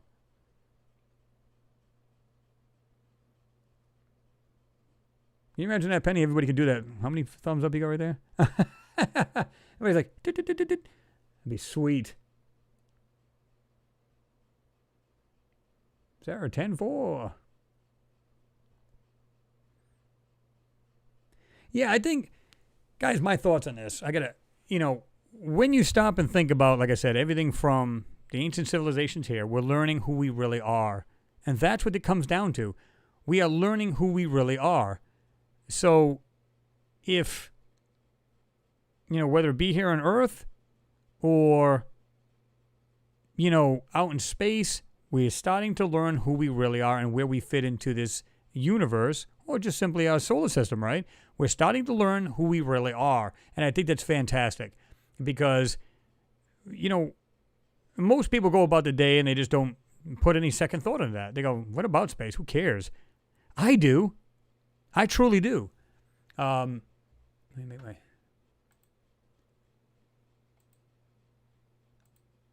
I truly believe, I want to know what I believe in is fact or fiction. And, instead of like, let's see what's on TV tonight, I'd rather, basically immerse myself into knowledge and look into something new. Because like I said, they always say, if you stop learning, then you stop growing. And that's sad. I don't want to do that. Now, of course, you want to make sure that you, like I said, you got to make sure, okay, is this fact or fiction? Get the research. Look it up. If it's something that really interests you, look it up. I want to see something. Is it in the photo here? What is that? Oh, it kind of looked like something right there. And this photos are awful. But that's what I've always done. I've always looked into a lot of stuff like that, whether it be ancient civilizations, anything to do with space. And this is before I started doing these videos. And the more I got into this, the more I was like, wow, you broaden your mind. And that's what it's all about, right? That's what everybody wants. They don't want to just the same old whole hum crap. They want to know what they believe in. Is it true or is it false? It's like I had this, there's a photo on Facebook and I put it on my homepage where it said, don't let the world teach your child about the world. So, you're getting, if you've done enough research and made sure you were thorough about it, and then you hand it down to your child, they know better now. It's not just a mainstream feeding them garbage. That's what it's all about. Nobody wants to feed your kids garbage. They grow up, ignorant. So you want them to know as much information as possible. And of course, if you've done your own homework and you've done it well, they're not saying, well, it feels good, so therefore I believe in it. No. Do your own research and make sure it's thorough. So now when the kid goes, hey, Mom, Dad, what about this? You can tell them your honest opinion because you've researched it. And guess what? It's probably going to be more truthful than the schools. That's what's sad. I truly believe that.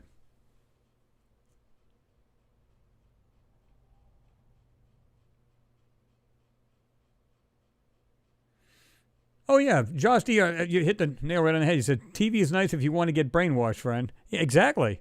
Now, I don't mind it for entertainment. I think we can all agree on that. You want to watch a good movie, nothing wrong with that. But as soon as I start getting into CNN and all, I just don't want to. My brain hurts because the stupidity is insane. I'd rather not do that. I'd rather just like I said, immerse myself into research or certain discoveries.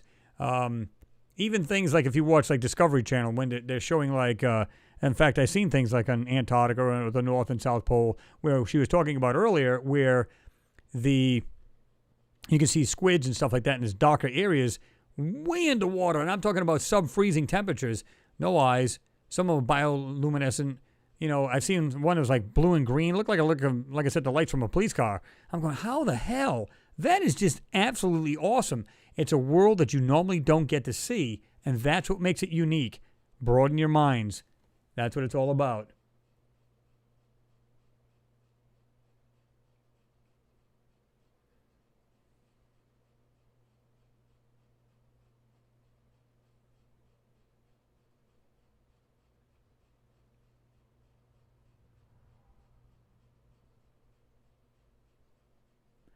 What's going on there, Frack? Good to see you in there. I didn't see you slide in there. He said, the more you look, the more you find. Absolutely. I try not to deal with photos like this too much. I've seen really good pans. Now, this is a good pan, don't get me wrong, but there's so much CGI. So the pan was put together correctly, but the photos are complete garbage.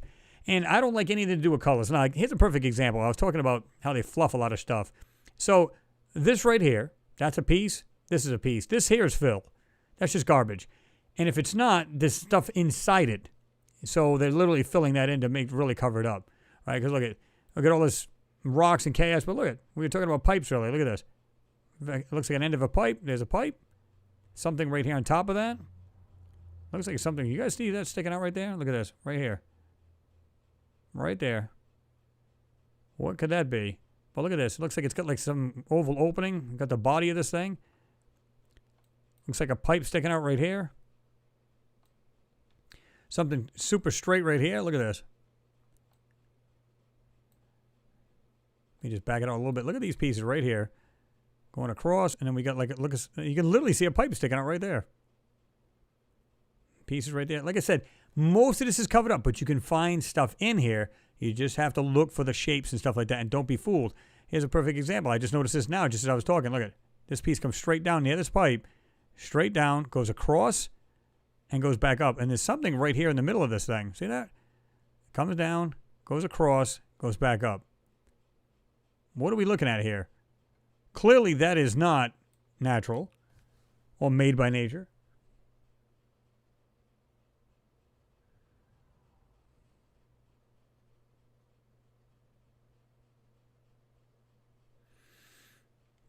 James, you said, Chris, I want to be here with all of us every time, and I have no problem saying it. Open your mind. Exactly. We are with you, man, big time. Bang, bang. Well, I mean, and that's, truthfully, I mean, that's why I do this stuff.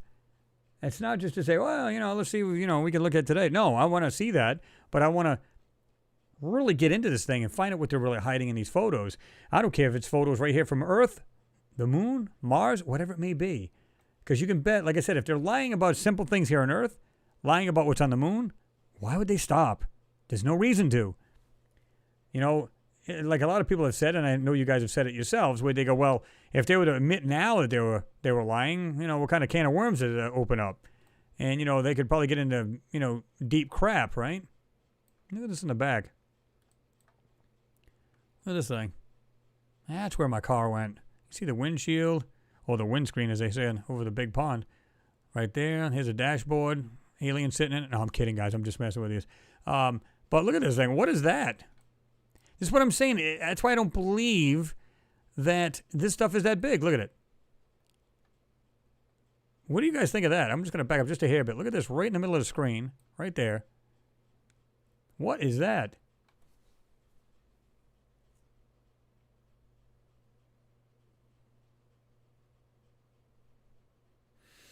Max K, you said, my son says he respects my beliefs, but most people think I'm off my head.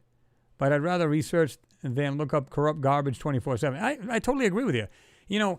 Anybody can sit behind a TV set and just watch garbage that they just want to spew out, and they expect you to chew on it. It's like, I'm not doing it.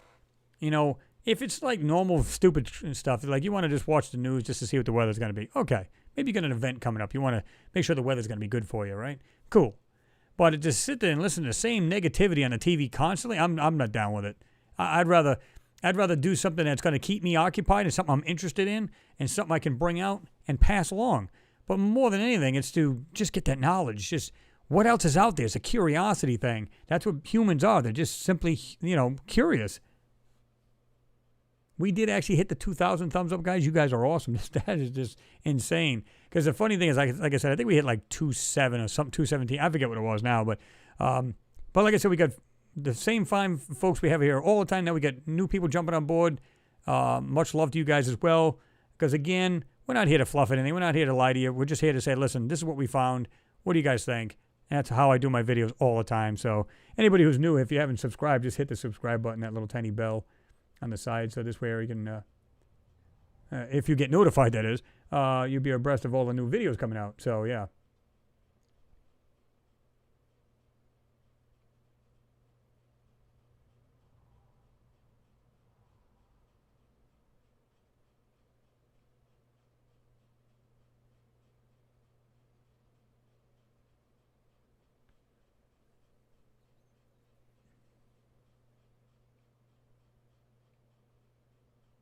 All right, Sarah, good seeing you in there. Like I said, we're going to be talking a little bit more. Some of the things I want to ask you about what we're going to do here. But he said, I must depart, but gain, I will say to you all a very big thank you. You are all so wonderful and lovely. Bonjour. Bonjour to you as well. And like I said, I'll be talking to you. And if you're going to bed or anything, just get yourself a good night's sleep. Get nice and freshened up, ready to rock and roll. But we're going to do some of the photos that I showed you and enhanced. I want to show people what they're doing, too. They're centering those photos as well. And I'm not surprised, not in the least bit. And I know you're not. So, and I don't think anybody here would be duped by it either. If they're going to censor stuff, they're going to censor it, period, right? So, yeah. So, you have a good night, and I'll see you soon. Well, I'll talk to you soon, rather.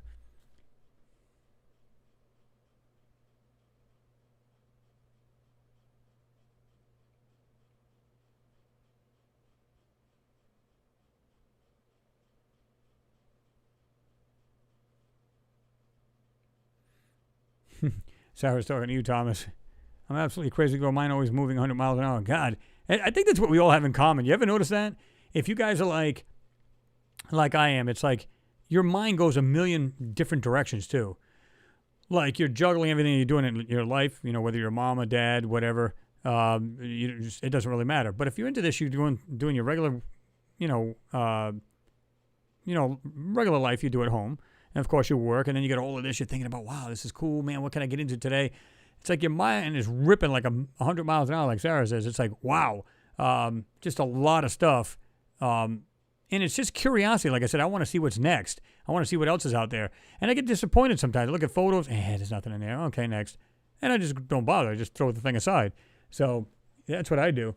And then just move on to the next one. If there's something in it, great. If not, next.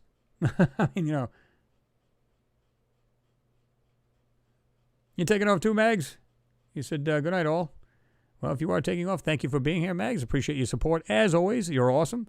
And just be safe there, right?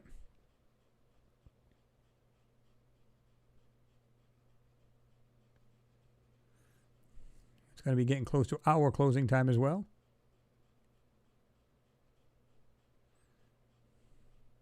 Yeah, and like I said, you guys, if you haven't gotten the link, I'm going to go ahead and drop it again. Anybody who hasn't seen the link to Sarah's page, check it out. And I think you'll be pleasantly surprised, not only the way she writes it, but the information. And again, backed with scientific and credible people to boot. So it's not just fluff. It's not just garbage. Awesome, awesome stuff. And the reason why I keep mentioning it is because I've read it. And I've actually done it. I've read this thing over and over again, looked at the photo. I'm going, what?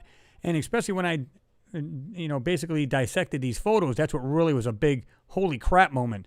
And that's why, I just, wow, I'm blown away myself.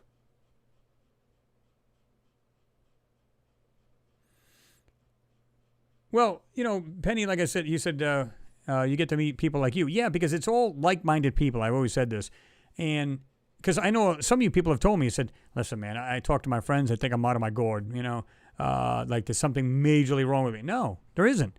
It's because they don't take the time out to really investigate it. I had one of my friends said, and he's a cool guy, but he just said, "Why do I care what's on the moon? Why do I care what's on Mars?" I went, for me, I want to know.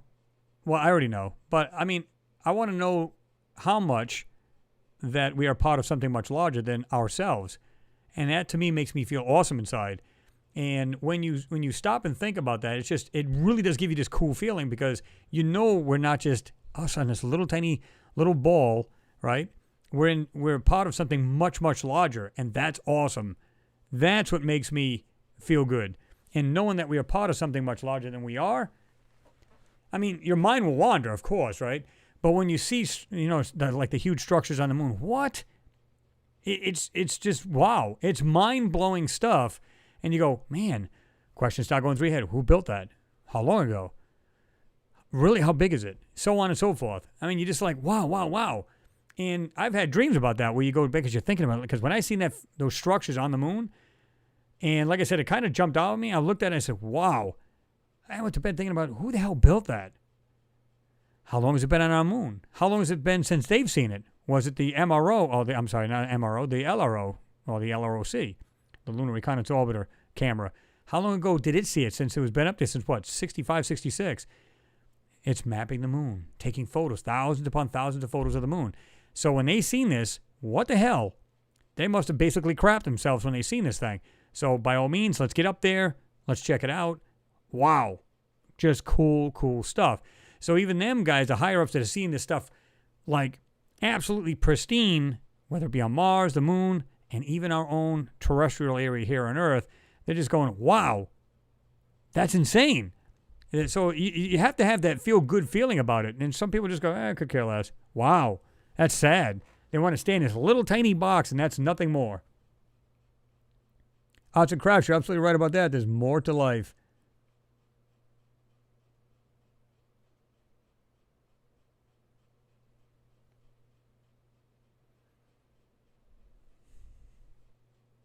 Oops.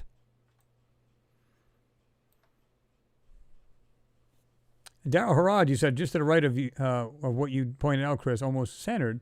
Looks like there's a wall possible building that collapsed in on itself. Yeah, I mean, it's right here. I think you're talking about right here. That's what I was looking at earlier. It almost looks like this. If you're looking at it from this way, from the left into it, looks like it has like a kind of like arched doorway, so to speak. See, it comes down right here, goes across, and goes back down the other side. So if you'd have to be looking at it from the left straight into it, but you can see that. And this piece right here to the left, you can see that. It looks like almost like a flat white piece or gold. It looks like there's a shadow right underneath it. Kind of weird, huh? Mr. Wayne says, all is well in New Jersey. That's awesome, man. Good to hear, man.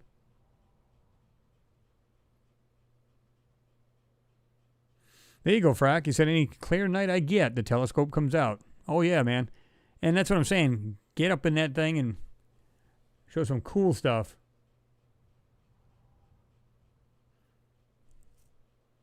Betty, you said, no, that's what my husband says. Absolutely, man. Absolutely.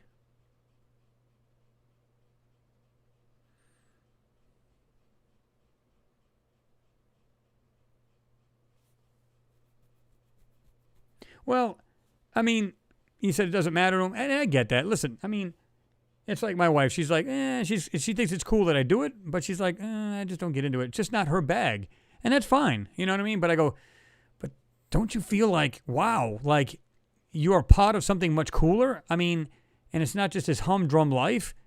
I mean, I don't know. I guess, like I said, it depends on who you are.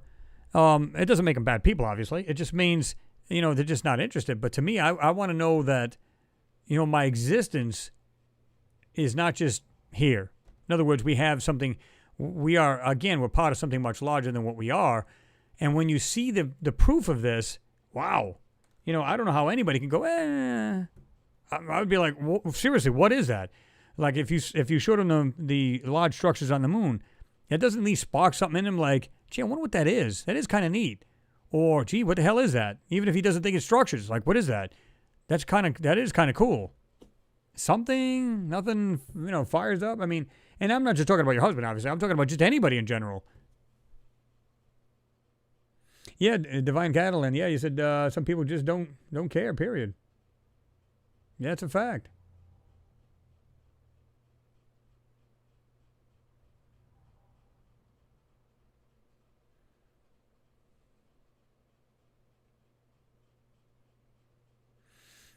Mr. Seven Digit, you said, do you compare your findings with the real Jimmy Roberts? Are you in touch with him at all? Yeah, he's a good friend of mine. We talk often. In fact, he was on here. In fact, what's his name was just saying this, I believe. Yeah, Josh D was just saying the very same thing. He was here. He comes on. He jumps in there every now and then. Pretty much I'd say good 90% of the time, right, guys? He'll pop in here, just say hello and give his thoughts on some things. Yeah. In fact, we got some things we're going to be getting together on. He's doing live feeds now. But yeah, there's a lot of things, not so much compare, but there's a lot of things we see that we both agree on. And some things a little bit differently. And I don't have a problem with that. Because we all see things a little bit differently, right? We're not all the same. So we're going to see things, maybe the way your perspective, whatever it is, it's just the way you see it. You're going to have a different, mindset or agree or disagree. And it's fine. That's what we are. That's what we do. Bring the stuff out. Here it is. This is what I think it is. Speculate. What do you guys think it is? That's the way I do my channel. And I know a lot of times he'll say what he believes it is. And then, of course, people will give them, their take. And there you go. It's not about cramming it down anybody's throat. At least, I've seen channels where they do that. I don't do that here. I don't believe in cramming it down anybody's throat. It's like, listen, this is what we got. This is what I believe it to be. And, of course, again, pure speculation. And then I say, guys, what do you think of this? Drop your thoughts below. That's what I say in my video,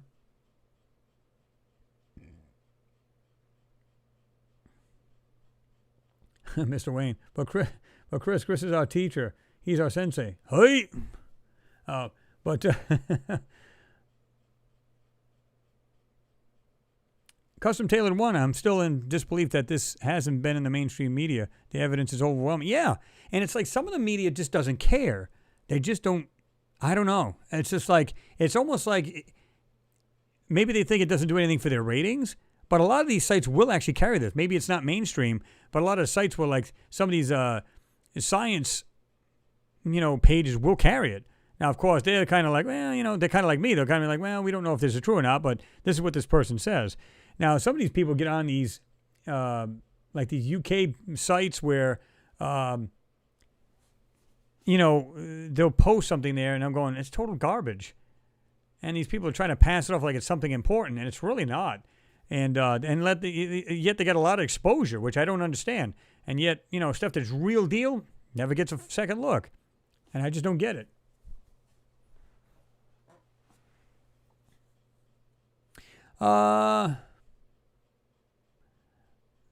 Divine Catalan, you said, I like that so much about you, Chris, about you. Well, and that's the thing. I don't have all the answers. I wish I did. Truthfully, I do. And I don't.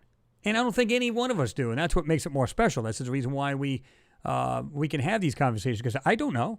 I don't know. I don't have all the answers, but I have done a lot of research, and I can tell you some things with real positive attitude, and then, and I can back a lot of it. And some things, all we can do is speculate. That's just being truthful. You know what I mean? That's the way it is. Penny, you said, but who do you talk to when no one is interested in what you are? I talk to people here. I mean, like I said, it's like getting people in a round table situation. Everybody just talks. Nobody's going to get really ridiculed because we all have the same mindset. Excuse me. Because we all want to know the truth. We all want to research. We want to expand our minds. I don't see anything wrong with that. I think that's awesome.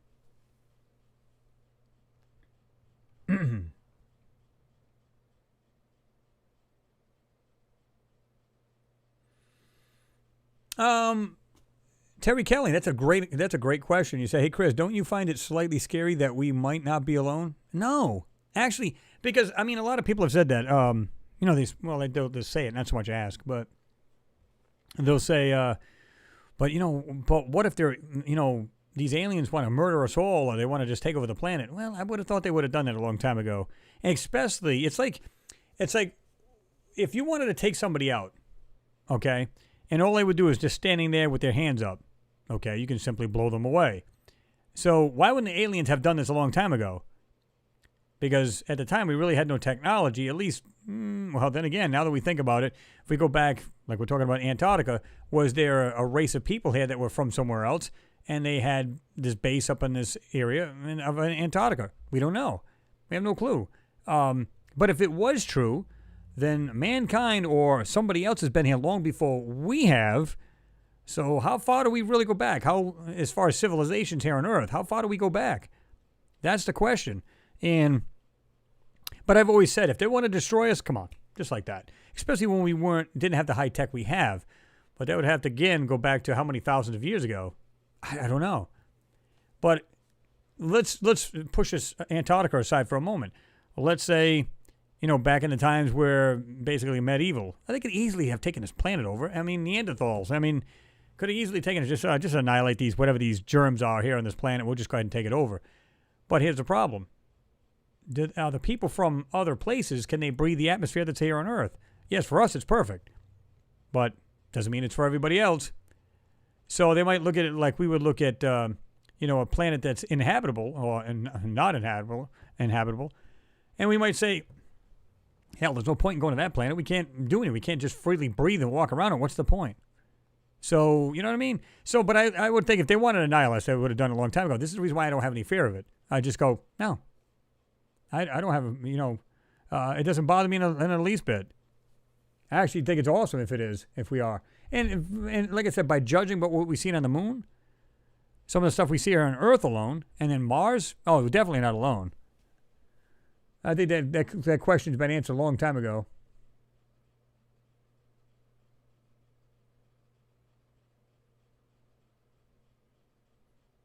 Mr. Seven Digit, you're right about that. The media is drip, drip, drip. Divine Catalan, yeah, I'm the same way. He is one of my heroes, Carl Sagan. But again, I think he knew about what was going on. If you just to see the way he worded, well, if you ever see the pale blue dot, if you watch that video, the original one, and it's got music behind it, that is awesome. I think everybody should get up in the morning and listen to that because it's just awesome to hear. And he always broke it down into layman's terms so people could better understand. So yeah.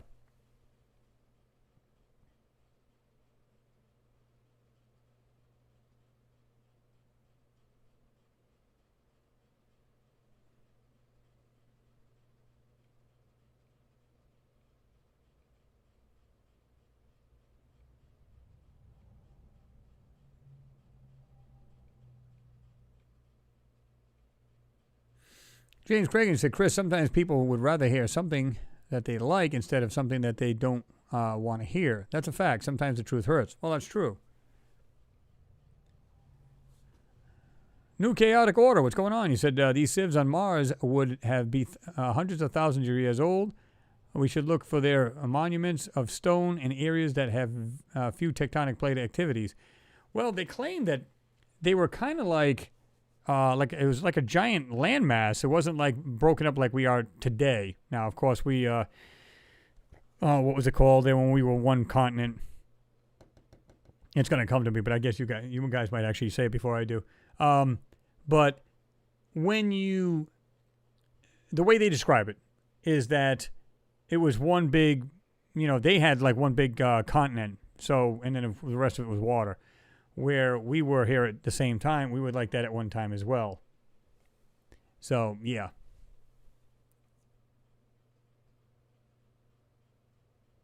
Mr. Wayne, you got a good point there. You said some stuff that gets posted is so clearly photoshopped, you have to think it's a decoy. Well, yeah, it's that, to throw your eyes off. It's been thrown over the actual photo. So I think that's a bunch of crap. But they are real.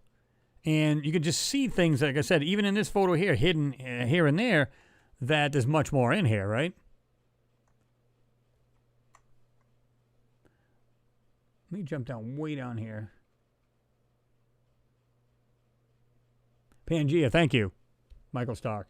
I knew one of you was jumping because I was just thinking of it too, just when you said that. Leslie Warren, you said, I like the truth. Yeah, me too. I don't want to believe in something crap that, may be true or whatever. I don't want to do that. I think it's pure crap that people just want to say, well, it feels good, so therefore I'm going to believe it. No. There's going to be a lot of things, and I've done this myself, where I look into something and I go, Oh, my God. I thought it